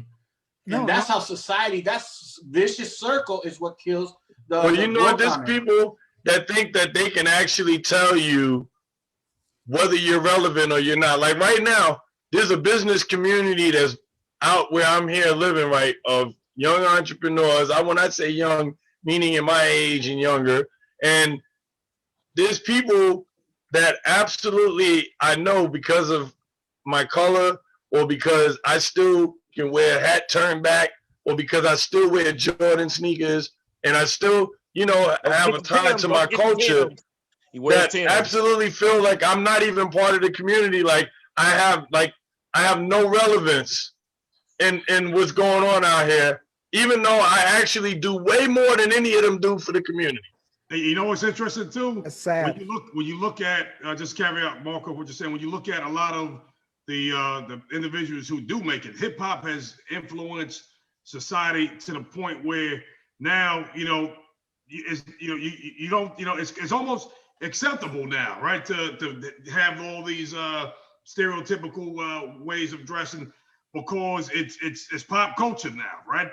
And if you don't look like that, you're not considered cool because it is pop culture, right? So even people that have the money, they've made it non-traditionally speaking, right? If they want to be cool, they'll go ahead and try to fit in and try to mimic and imitate what they're seeing. For us, again, if we have money, we're trying to maintain that relatableness with the community and not be seen as a square, right? Me, let me tell you something. I'm very comfortable in my skin. And the only reason that's why I can wear the Cliff Huxtable glasses. Well, we already know because you got them 5 degrees, man. Ain't nobody catching up. You know what I'm saying? We know but I'm keeping it real. You know what it is? Listen, well, I see all of us brothers, man. We were a different breed. You know what I mean? You know what? I have to say that those people are so ignorant. They don't even realize that the thing that they call our disadvantage or our weakness was actually what made us way better than them, right?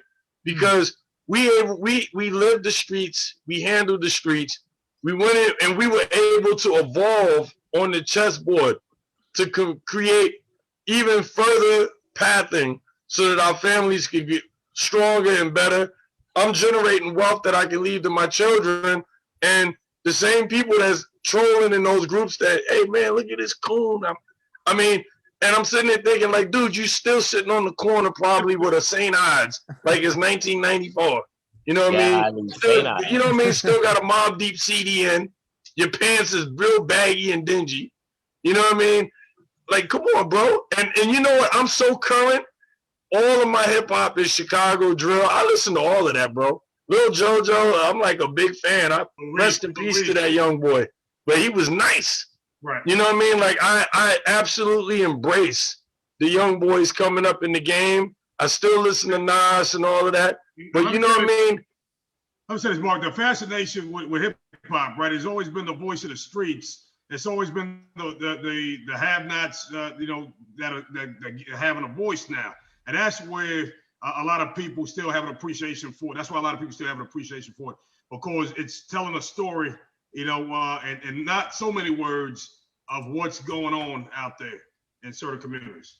You know why I listen to hip hop and I still listen, and why I love listening to these young boys when they rapping, because, they say if you forget where you came from, then you can lose sight of where you're going and where you at, right? And I think the truest form of defeat and failure for any of us at this age is to absolutely get where we're going, or to be in a good space, and then to just look back and say, I'm not that anymore.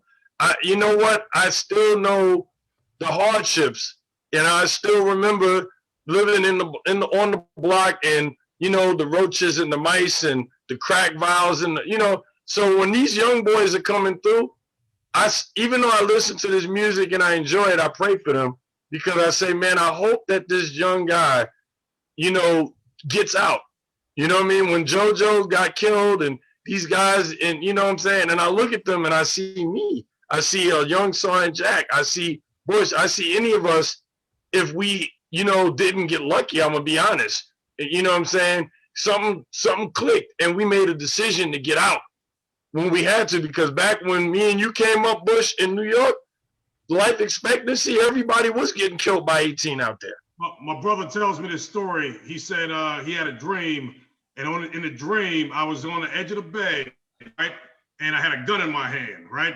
And when he looked, I guess I shook the gun, and it turned into like an application. And so he woke up and he said, hey, Sean, are you going to college? I had just got my GED. I said, yeah, I'm going to college. I'm going to community college. And he was like, hey, God is good, because it could go either way, right? It could go either way. Hey, gentlemen, not to change the subject, but remember last time we talked, I was telling you about that guy that had the court martial, right? I couldn't think of his name. You know, he was in second platoon, Sergeant Harris platoon. He was Ethiopian, but he was light skinned. His name was McKay. Y'all remember McKay? Oh, I remember him. I know him. Yeah, McKay. Yep. He used to hang out with me and Huddy. Yeah. Wait a minute. Didn't McKay stay in Germany? He what? He stayed in Germany, right? No, I know. No, they court-martialed him, and they sent him back to the States after he got out of Leavenworth. They sent him back to Atlanta. But I thought he came back, though. I thought I saw him again.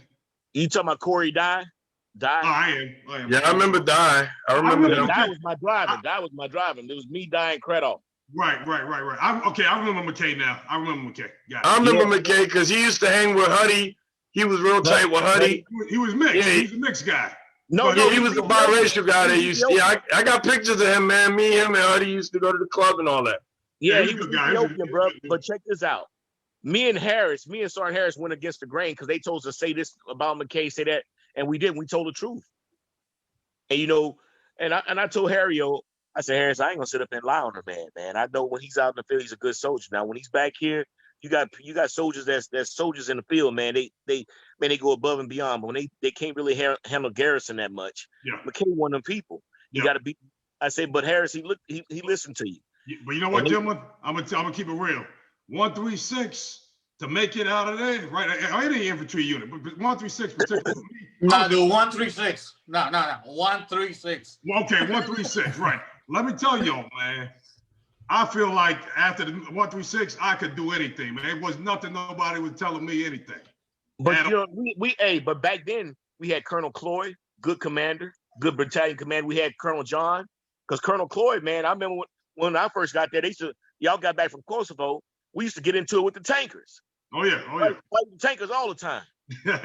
You know what I'm saying? That was a unique experience, man. Two tank battalions and one infantry battalion. So we nuck if you buck. We had to stand our ground. Exactly, man. We were tight. Then after Colonel John left, it went to hell. What about Colonel? Yeah, that was a light. That time in our life, it defined a lot of us. A lot of us, 50 years from now, if we're still around, that experience, you know, in that battalion. That's something that can't get anywhere else. And I think it was because we were overseas, and some guys that were over there so long that they were like permanent party in the battalion. You know, guys that were there 15 years. You know what I mean? They were just honorary, like, members of the battalion floor or whatever at that point. Yeah, because we had Colonel Cloyd, we had Colonel and a battalion brigade commander, Colonel Tucker. We had Colonel John, a battalion commander. Man, our motivation was good. After they left, man, the motivation went down in combat. Hey, gentlemen, I appreciate all the insights. Very pointed and definitely respect everybody's perspectives. Let's go ahead and move the conversation along. Let's talk about this Abraham Accord / Israeli peace treaty, right? Hey, break it down for me, man. Bring me up to snuff with that.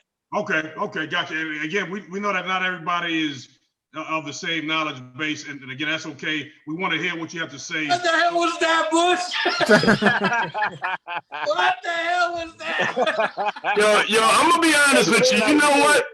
Bush in the club 25 years ago, he would be the supreme cock block, man. I'll tell you, like, your man, everybody is all hype, talking about something, and he's like, hey, real quick, I want to try to get us back on track here, you know. And then after he tell you, man, about the cock block, he say, because you know I'm married, right? I'm married. Yeah.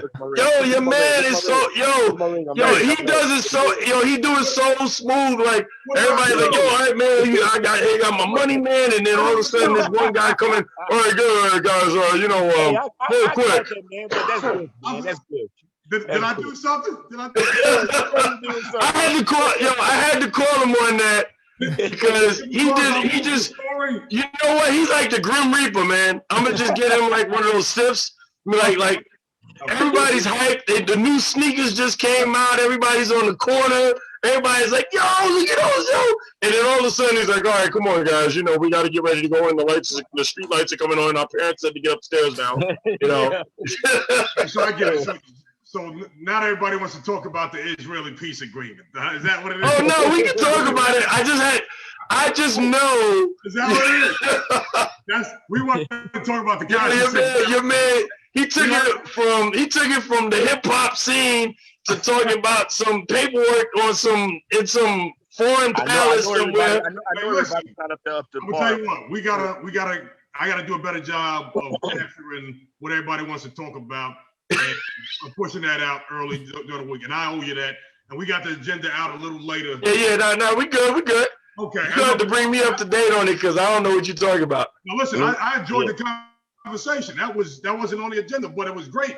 It was definitely needed. Hey, but you know what? It really ties in though, because we were talking about smoke screens and we were talking about and we were talking about black people and the perception of why we have a certain mentality. Well, look at the street. The reason that the reason that the code of the street is the way it is because it's the us versus them mentality. That's where that developed. You see what I'm saying? You can't trust nobody, so it's us versus them. Yo, we gonna do what we gotta do by any means.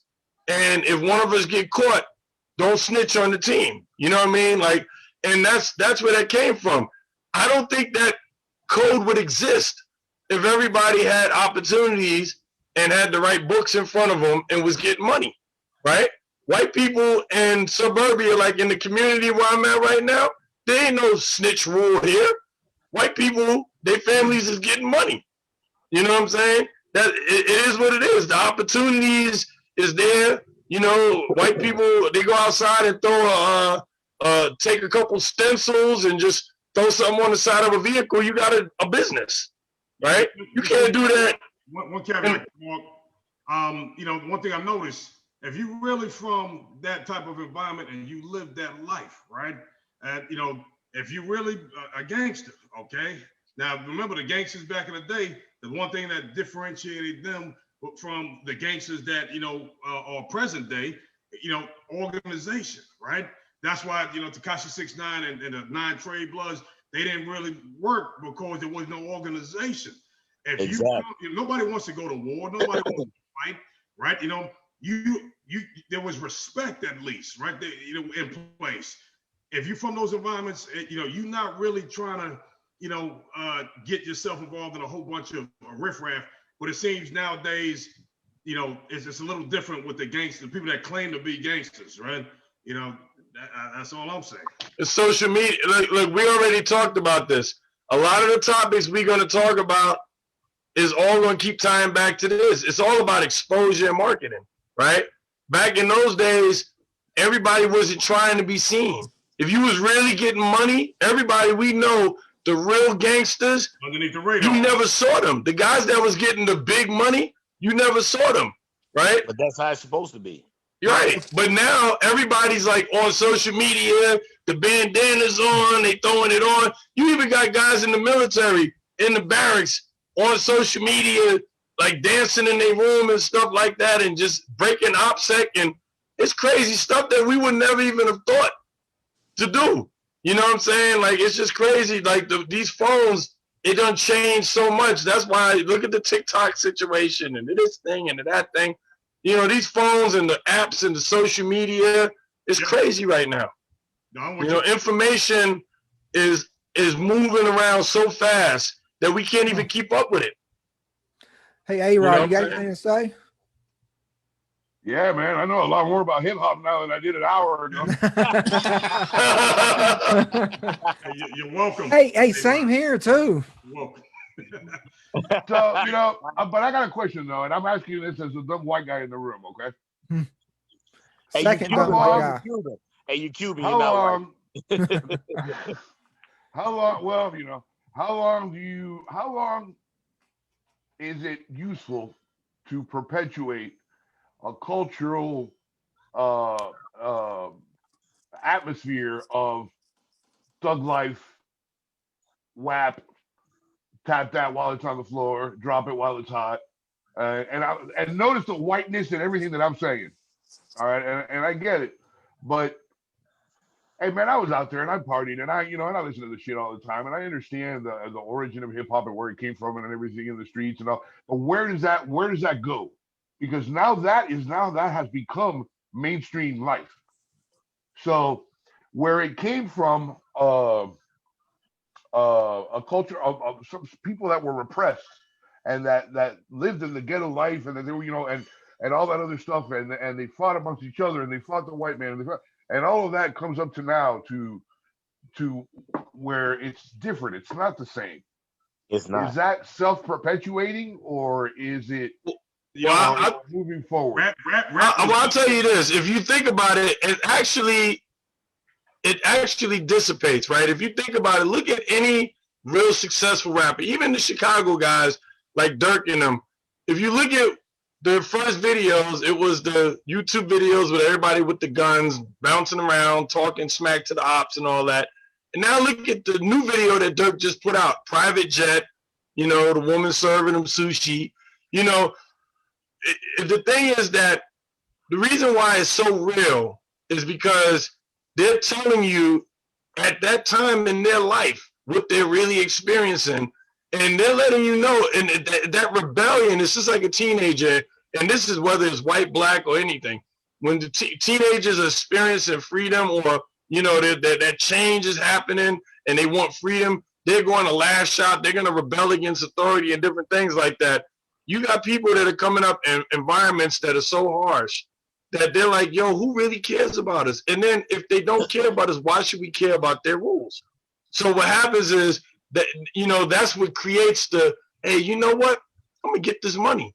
You know what I'm saying? Like, if I sit here and play by the rules, there's no jobs. It's just the projects. There's the guns, those guns are getting there somehow. And black people are not bringing the guns to the hood. You know what I'm saying? So all of the perfect things that make us genocide are coming in, and we're not stopping that, but we keep arresting. You see what I'm saying? So, but when these people get out of the hood, let's be real. Let me jump in. It does change. Look at 50 Cent. When 50 Cent first came out, you would never think that he would now have TV shows, that he wears tuxedos, he has stock. You see what I'm saying? So it does change. It's not so much that it's perpetuating it. It's just that when people are not successful, you know what I'm saying, or they're not able to lift themselves out through their real story, then they either return to it or they self-destruct, is what I see is what's happening.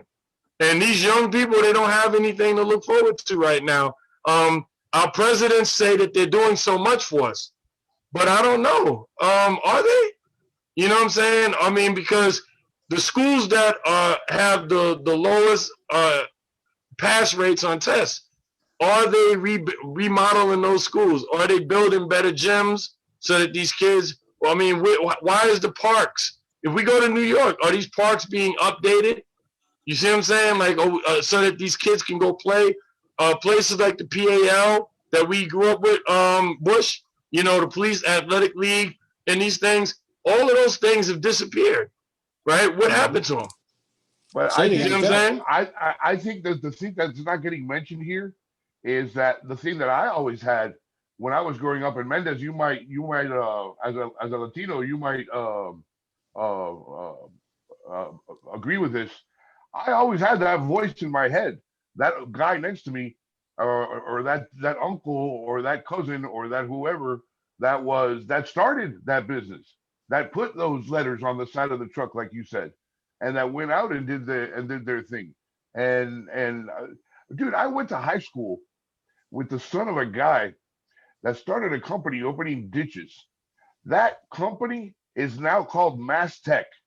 And if you know anything about information, like laying fiber optic cable and all that stuff and electrical lines, those people now run the industry. They're a $1 billion industry. And it's, but you know what? That's information flow. See, you might have had that in your ear, and I think a lot of the kids even out here might, even in this area, but the information, the books, the type of books that are in this library here where I'm at, you won't find those in a library in the hood where black children are going to read those books. You see what I'm saying? So I think the information is not there. When you look at Chicago and you look at those adults, these kids are going, my uncle was a GD, my aunt was a BD, and this, that, and other. The problem is that when you close off people into an island, and you will strip everything, the opportunities that everybody else have away from those people. They develop their own ecosystem, just like children, right? If you put children in the yard, wait, Lord of the Flies was a perfect example of what happened when you put those kids on that island. They wound up branching off into their own ecosystem and beliefs, and then they started praying to the pig's head on the stick, you know, and then they were running around and had their own rituals, and that to me is exactly what happened in the hood.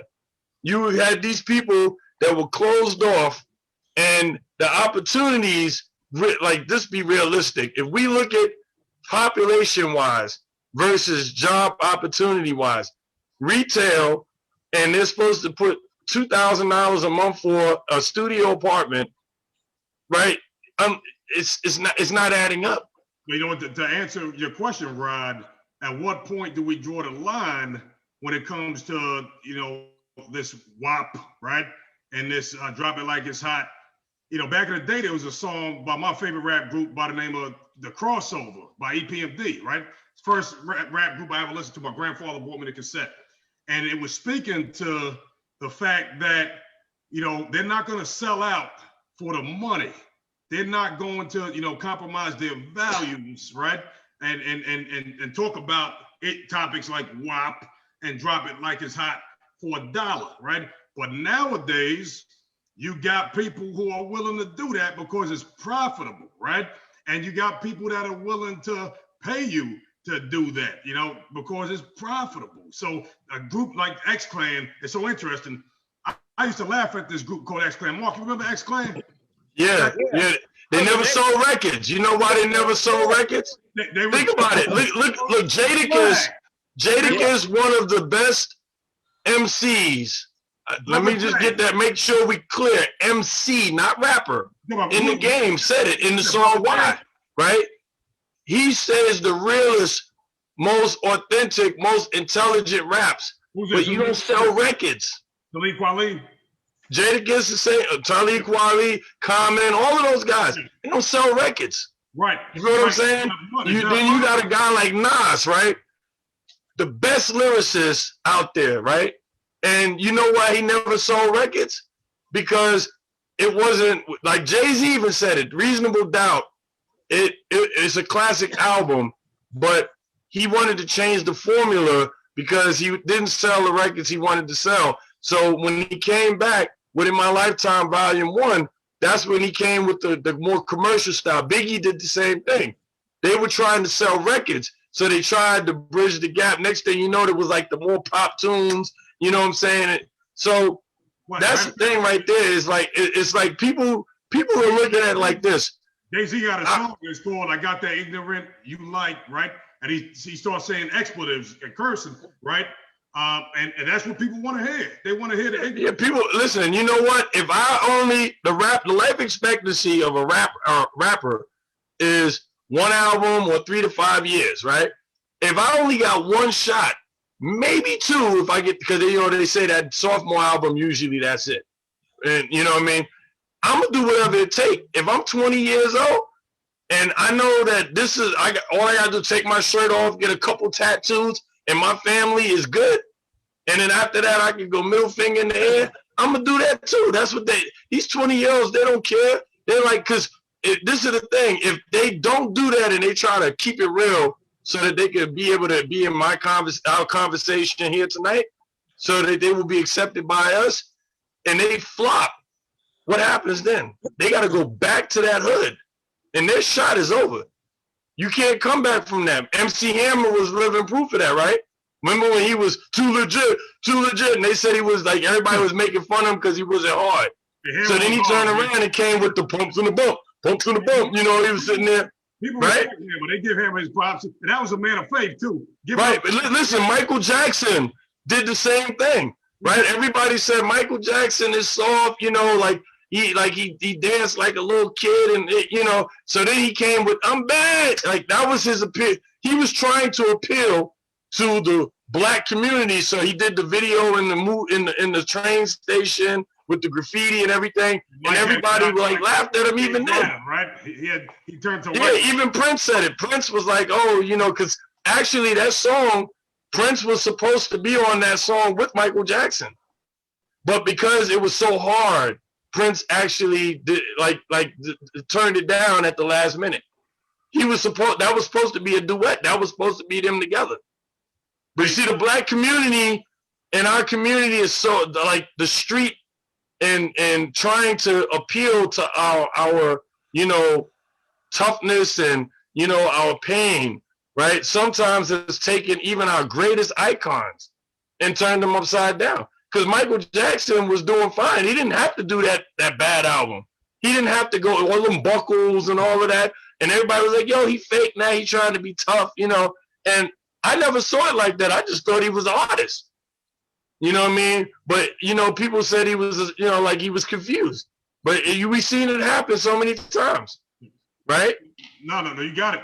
Again, as long as there's money to be made and it's profitable to exploit this music, is going to go on, right? There's always going to be somebody that's willing to, again, Cardi B, she doesn't even understand the damage that she's doing. I'm not being judgmental, right? Hey, she's entitled to make her money and I'm not her judge. However, right, she's influencing a lot of the young ladies out there. She absolutely is. She's dangerous. I haven't even seen the video. Just looking at the Tekashi 6ix9ine Nicki Minaj video was disturbing. You know what I mean? And I'm from the streets, but even back then I would have thought it was disturbing. You know what I'm saying? Like the stuff basically they're porno flicks at this point, legalized porno flicks. You know what I'm saying? It's disgusting. I hate to move the conversation along, but try this again, if it's okay. All right, is it safe? All right, let's talk about this. He in his feelings, y'all. Put Jack to sleep. Israeli peace treaty, the Abraham Accord, right? Basically, what's going on is recently the United States and President Trump brokered a deal between Israel and the United Emirates of Arab, right? UAE, and then also Bahrain joined that peace deal, right? So right now, I think there were 72. There were 2 peace deals brokered over the last 72 years, and the 2 deals that Trump brokered are seen as separate deals. So that's 2 deals within the last week, and so he's done something that hasn't been done in 72 years. The significance is that within the Bible, there's a passage that says, when they shall say peace and safety, then sudden destruction comes upon them. And what they've done is they went ahead and divided that land that God said belonged to Israel and was sovereign, right? So from a biblical perspective, God is not happy right now, right? And the narrative is that all this COVID-19 business, right, that's taking place, and the racial war, the George Floyd, the Black Lives Matter, all these things are indicative of where we're at in the history of the world as far as Christ's return, right? All these things are a sign of the rapture of the believers that are going to go to heaven, right, when Christ returns. But check this out now, tied it into COVID-19, and A-Rod, you're a medical doctor, right? Yes, sir. Everybody who is, again, if the saints are raptured, right, everybody who's left behind, they're going to utilize COVID-19, right, to support a vaccine, a vaccination, which is going to basically, chip everybody and make them part of that beast system, right? Now, again, from biblical principle and a biblical perspective, if you take the mark of the beast, right, at this point, you are not going to be allowed to, to go to heaven with God, because your DNA now has been altered, right? And it speaks to fallen angels. Again, look how everything comes full circle. Tying in CERN, we talked about CERN. They're going to be, beasts or entities that are released that, just like in the days of Noah, when we talked about giants roaming the earth, right? The Nephilim, right? How the angels had, sex with women. that same history is going to repeat itself, essentially. And now, because our DNA is mixed, I know all this sounds like conspiracy theory, but again, we could walk the dog, right, and get educated and get smart on exactly what it is we're talking about. And is it relevant? It's very relevant, right? Yeah. Today is Rosh Hashanah, which is the Feast of Trumpets, right? And this is supposed to be a time in the history of the world where, I guess the rapture is supposed to take place. So there's a lot of evangelical right-minded theologians that are anticipating the return of the Lord. Here's one right now, and we're supposed to be warning people. And Bill, go ahead. I'm sorry, I'm doing a lot of talking. Oh no, I am too. I'm waiting for him. Right. Oh, okay. Yeah. Hey, we all are. We all are. Hey, look. Hey, A-Rod there is waiting for him. He keeps looking up. Right. So as we see the state of the world in panic right now, they're talking about, I watched a video, the second wave of COVID-19 is about to, come upon us, right? And this time it's, I believe you heard President Trump, when he was in a press conference, somebody said that this was a live test, right? Anybody familiar with that verbiage? This is a live test. Well, that, the first wave was a test. The second Sean, wave. give me a second. Please. The second wave is supposed to be much more dramatic, right? We're talking about FEMA coming in, and it's even rumored that nobody's going to be able to leave their houses until they take the vaccination, right? So again, if you take that vaccination, now you can roam about, and you got the stamp of approval.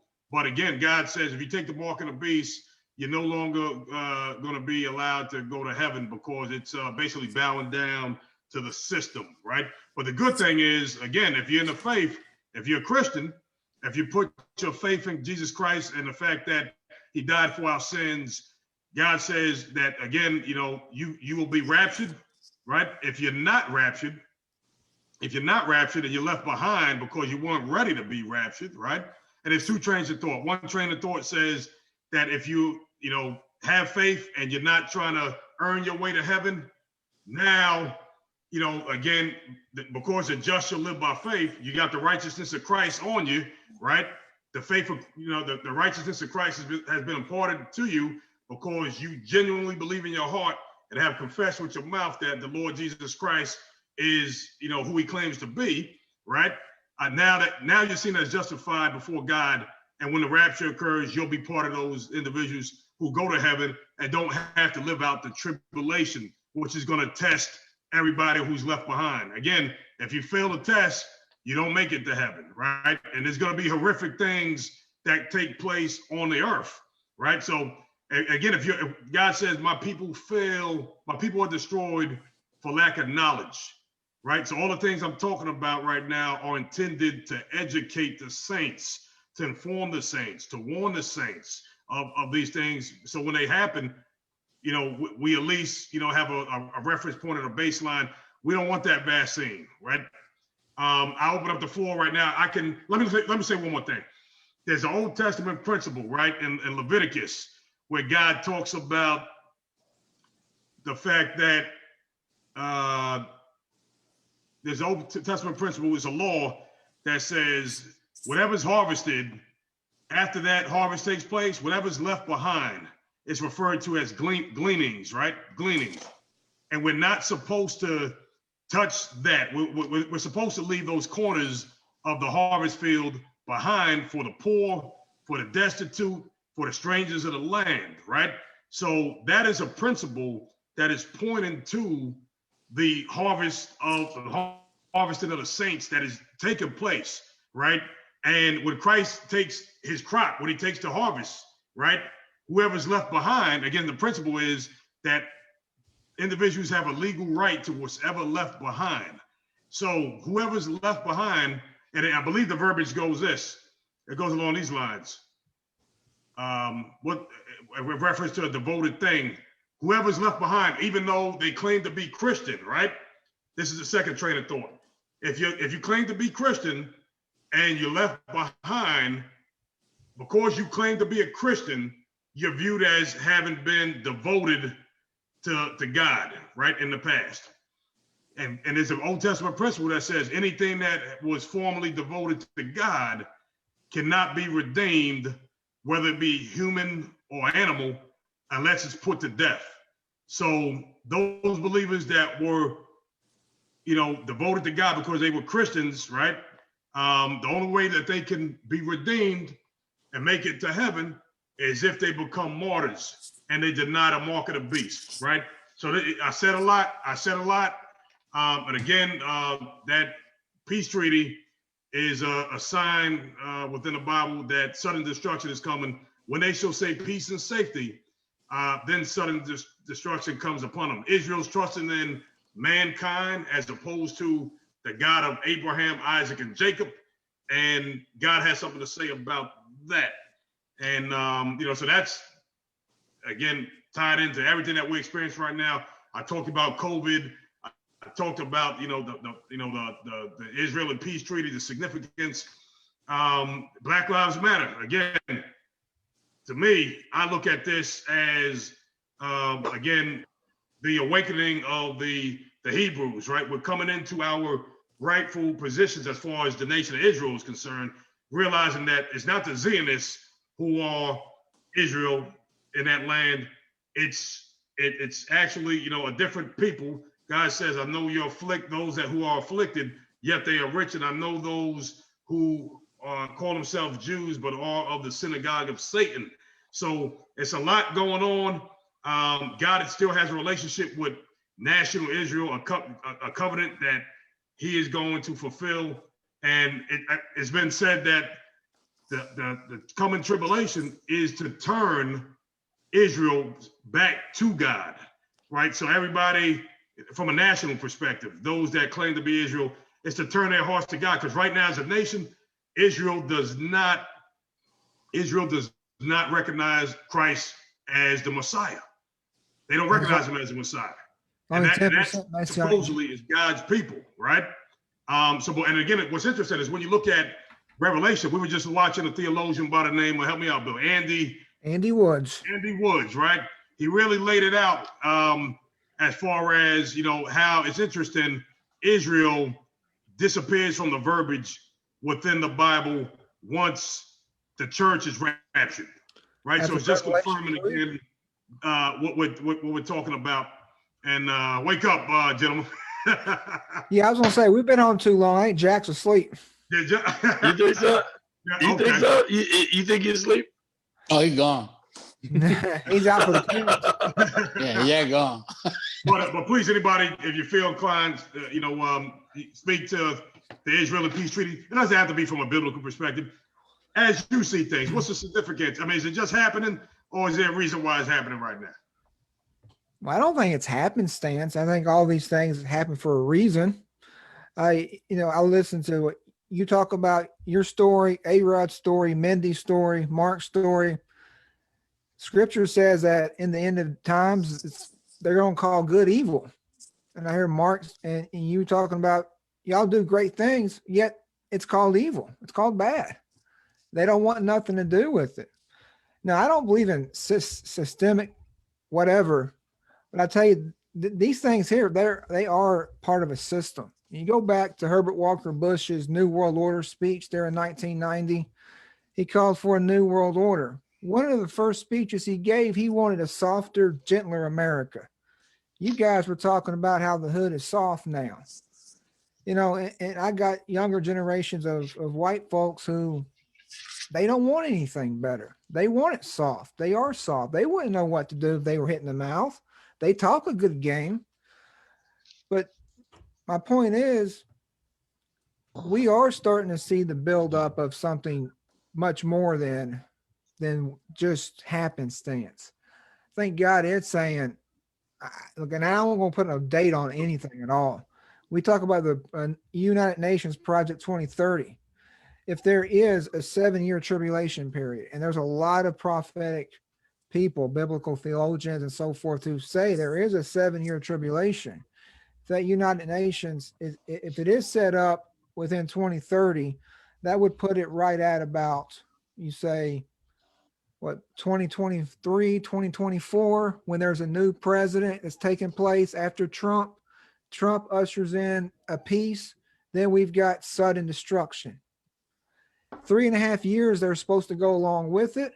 Then right there in the middle somewhere, they cut it off. Then the next 3.5 years, we have total chaos. The Great Tribulation, right? Yeah, and we're not going to be here for that. I mean, if you're a pre-tribulation or a pre-rapture tribulation, of course, there's people who believe in a post-tribulation or a post-rapture tribulation and mid-rapture tribulation. So whatever you believe in, but we're starting to see some interesting things happen. And that is from a worldview here, but also a Christian perspective. No, thank you, Bill. And again, that being said, if you don't know the Lord Jesus Christ as Lord and Savior, go ahead and ask him to impart that faith to you, and then read the Bible, and he'll teach you, he'll increase that faith within you. Hey, it doesn't hurt to try it, right? We could be wrong, but God help us if we're not, right? Well, I didn't mean to interrupt you earlier. I was just saying that there's only 10% of Israel's population that's Messianic Jews that believe Christ is the Messiah. That's why they still live within the Old Testament. They're waiting for the Messiah to come. Right. No, thank you, Bill. Very, very pointed insights. Mark, you want to add anything to this topic, sir? Not really. I think y'all probably hit it all on the. Okay. I'll talk about Tekashi 6ix9ine some more. No. I just had to, throw that in there because it did tie into what we was talking about. So I was able to. I'll mess with you. Yeah. Just to show you, It was very engaging. I enjoyed it. All right. Hey, it was so engaging. Even a white boy from Tennessee can relate. Hey, now listen, Bill thinks he's cool now. That's how engaging it was. Bill's like, yeah, I'm down. Hey, culture appropriation. Oh, Jack is up. Jack's up. Oh. You gotta wipe that drool, man. Jack's up. Yeah, you was cutting some trees down over there, bro. Hey, let's go around the table. Right? Hey, it was like being in back of the track again. Hey, let's go around the horn. Now's an opportunity to tell those soldier stories you love to tell. We'll start off. Jack, what you got, big guy? We had a good company, man. We did. We had a good company. We had great people, man. And that company kept me motivated, bruh. And and like he said, loyalty was talking about Tekashi 6ix9ine. We were loyal to one another as a company as a whole, man. That's one thing about our company. That's real. Respect, brother. God bless you. Appreciate you. Bill, what you got? I never served, but being in the army of the Lord, you're right. Scripture says that bad company corrupts good morals or good manners. And it does. That's why we have to be careful who we entertain or who we let entertain us.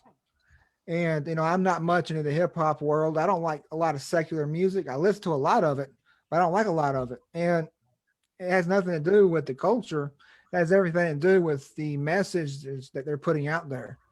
And we have to be careful about these things. And even pro sports have really lost my interest. The only one I have left is baseball, and I'm quickly losing interest in it. You got the Laker game on tonight too, right? I couldn't tell you. Oh, who won? Well, I don't know. I've been here. Okay. Hey, but I'll end on this. I think we are seeing a lot of scripture come to pass. A lot of what it's saying, because all these things that y'all were talking about, A-Rod, Mark, Jack, Mindy, Sean, the younger generation, they don't want that. And they don't want the hard work. And that's a lot of people talk about baseball. There's a journey up. You start low and go up high. And it sometimes takes 3, 4, 5 years to get up there. That's why a lot of younger kids go to the NBA or basketball or football, NFL, because they can get there quicker. They don't want to put that, that effort in. I shouldn't say effort, but they don't want to put that time in. Because like Mark was talking about, that quick dollar. And now I end on that. Scripture talks a lot about that. But is it just me, or does Mindy look like a combination between Desi Arnaz and Elvis Presley? That's a good one right there. I like that one. Yeah, he was stationed. That's a good passing the baton. I appreciate your insights, Bill. Respect. Mm-hmm. Appreciate it. God bless y'all. Hey, good to meet you, A-Rod. You too, man. Mark, what you got, man? Nah, man. It's always good conversation. You know what I'm saying? You know. So what are we on? Episode 4? Yeah. Episode 4. You know what I'm saying? So, you know, we just keep on trying to bridge the gap to you know, to the listeners and keep the topics fresh. You know what I'm saying? That way me and Jack don't go to sleep. You know what I'm saying? Yo, Mendez sent me a picture, man. I was like, I didn't even realize I dozed off. So when he sent it to me, I'm like, what is this? Oh, you know what's bad about that? Because I got that picture of him and Brinson at the CQ desk. Now he got one of me, man. Yeah, that's terrible, man. 22 years years messed later. up now. I got you back 22 years later. We don't forget. Word. It show you how the world come full circle. Sorry, Jack was out though. He was going for like 15 minutes. Yeah. You know, he probably was in stage 5 for a minute. he reached the ring. All we saw was a ceiling fan. Harlem is definitely in the house. Yeah, yeah, you know what it is. Mendez, what you got, brother? Nothing. I know. Great. This is a great example of everything we have talked. I think we always, at the end of the day, we always have the same not the same conversation, but we always have the same denominator, which I mean is doesn't matter the topic that we do. We all gonna go back to kind of like Ross said earlier. Is like we just gotta take care of each other. You know what I mean? At the end of the day, we are a representation of what we want to be influencing our future generations, you know what I mean? So that's one thing we always got to keep in mind. Everything we say, do, and act is something somebody's going to influence out of that. And we just hope we bring positive message to people and motivation. I mean, all of us have been through tribulation. We all got our stories, and we face our demons, and we probably got more to face later on. But we're going to continue moving forward because at the end of the day, I mean, that's all we do. We're grunts. I mean, nothing stops us. So we just going to Charlie Mike with the mission. On that one, I'm glad that I got Rod up here. It's a different perspective. I got a 20-year experience. People got history, and I got him here with about 6 or 8 years that we served together on it. So I know we're going to have some good stories as we continue going on with this part. And definitely, thanks for everybody always bringing good points and good talking points on it. A brother is born. Gotta hit him though. I'm sorry. I'm sorry for cutting you off, Billy, but you know, Billy, you meant to say that. He's like, yeah, man. So you know, we have the same conversation. You know what I'm saying? I didn't mean to say that. Oh, stop playing. Hey, what Alex said, man? What Alex? Bunch of comedians. Yo, the ad libs is crazy tonight. I see. Hey. Yo, the ad libs is crazy, man. Hey, listen. Hey, Rob, we're going to let you go last and say goodnight, being the guest this evening, right? But I'll just say, again, I appreciate everybody's perspectives. We don't all see through the same lens, but again, that's not the intent and the point. We want to come together and, you know, be able to talk about different ways of viewing things. And the reason we can do that is because, again, there is a camaraderie, there is a unity. We're brothers in arms, we're brothers in the faith, right? Some of us have more faith than others, right? But that's okay. You know, take faith in mountains. We know that, right? You know, again, you know, the world needs to hear what we're talking about. You know, not everybody's going to have an appreciation for it, right? But there are some people that maybe there's that one person that appreciates Mark's view or Billy's view, right, from Tennessee, or Jack's view being from Louisiana, or A-Rod, you know, where you're from. So you live in Georgia right now, if I'm not mistaken, right? He don't stay too far from me, man. In Georgia. From Florida, That's right. That's right. And my originally from Florida. I'm in Georgia. Right? So it's beautiful. Hey. Yeah. You stay. Hey, it's beautiful. Oh, you got tired of the Hurricanes, right? It's like enough of that. But you know, Georgia's beautiful. If I could live there, I would. I'm out in Maryland, the DC, Virginia area, because this is where the money's at. The humidity is too crazy down there. Hey, you know what? I had to Admit it, you too crazy down there, bro. I got 10%. I had to readjust. I said, you know what? We ain't in Kansas no more. Your business is out of control tonight. 10%.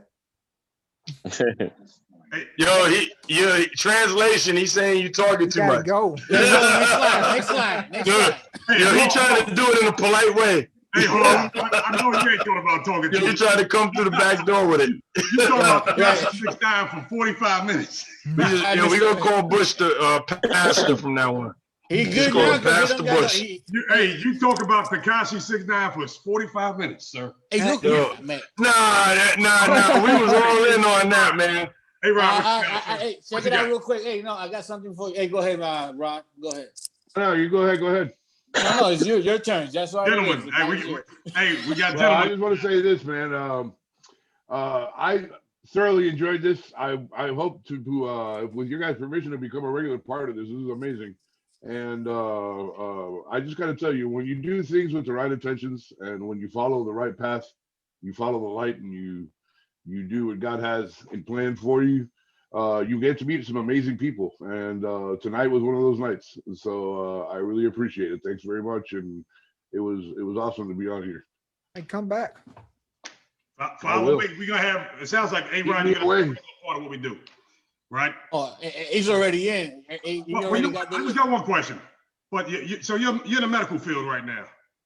No, I was a practicing physician before I joined the military. Okay, I got you. I left medicine because I didn't want to practice anymore, and I joined the Army, and I was in for 11 years, and I got medically retired. And during that process is when I met my friend and mentor there, Mr. Mendez. Let me tell you something about Mendez from the E4 days, right? Hey, I only got 8 hours left. Real quick. Yo, you know what? Everybody gonna have one on the next episode. We're gonna have like some wires. I was trying to overtalk it, but I'm not gonna let it happen. No. We looked to Mendez for a lot of things. When it comes to promotion points, he was a real resource. He's the same guy, I'm sure, today. A valuable person to know. Back then, I just paid your compliment. Yo, you know what? It's crazy because all these years later, man, we still got jokes. That's beautiful, man. We still got jokes. It's still like the motive. I'm waiting on that video from Kosovo. You to put that thing live, man. Yeah, you know what? I do still have that video. I gotta find out because I know that you can take it and transfer it to digital. I guess I have to buy the equipment to do it. Yep. There's like some type of equipment or something. So I need to get that. Because I still got that. Yeah. To, like a Walmart, man, or one of the video places, and have them convert it for you. Yeah. Because we got that skit with Greenwood when he came walking up, and so Z is in it. Yeah, we got it. It's crazy. It's like 2 hours long, man. Hey, Bush, man. Hey, you might want to try to reach out to Moats, man. Moats is in Oregon, I think. Oregon or Utah. He's in one of the places, man. Okay. Yeah, I'm connected with him. We'll definitely, I didn't blow the bridge up with too many people. Not yet, anyway. Not yet. Keep testing me, though. It's going to happen. Yeah, you my homeboy Riley on. Oh, man, Riley, man. Shout out to Riley. Riley, what's going on? Yeah, man. It's all good. We 20 years later, man. Everybody's good. That's right. It's all love. Good times. Good times. Hey, God bless everybody. We're gonna do it again next week, right? Thank you. Oh yeah. After football practice. Hey, it was a pleasure meeting all of you guys, and I look forward to the next one. Yeah. God bless. Thanks, Andy. Hey, I'm gonna throw it up. Thanks, Mark. It's all right now. on already, but I'll make sure I push it out. Hey, peace and love to everybody, man. Peace and love to everybody. Peace and love, man. Yeah. We'll get together. All right, we'll get the topics together like maybe mid next week. Yeah, it'll come out a lot early. It'll come out a lot. That's my bad. I wasn't trying to stack the cards. I see you still got that Tekashi 6ix9ine in there, though, huh? I only got like 3 minutes. Hey, that was good conversation, bro. Man. Yo, hey, it's good, man. Hey, I'm gonna catch you brothers on the rebound. Hey, All right, a fellas. brother is born Have a for nice- adversity. That's what Scripture says. Amen. See you, Mark. All right, man. I'm gonna see y'all soon. Be There's a careful. friend All right, that's fellas. closer than a brother too, right? Yes, sir. Yes, sir. All All right have a good now. night.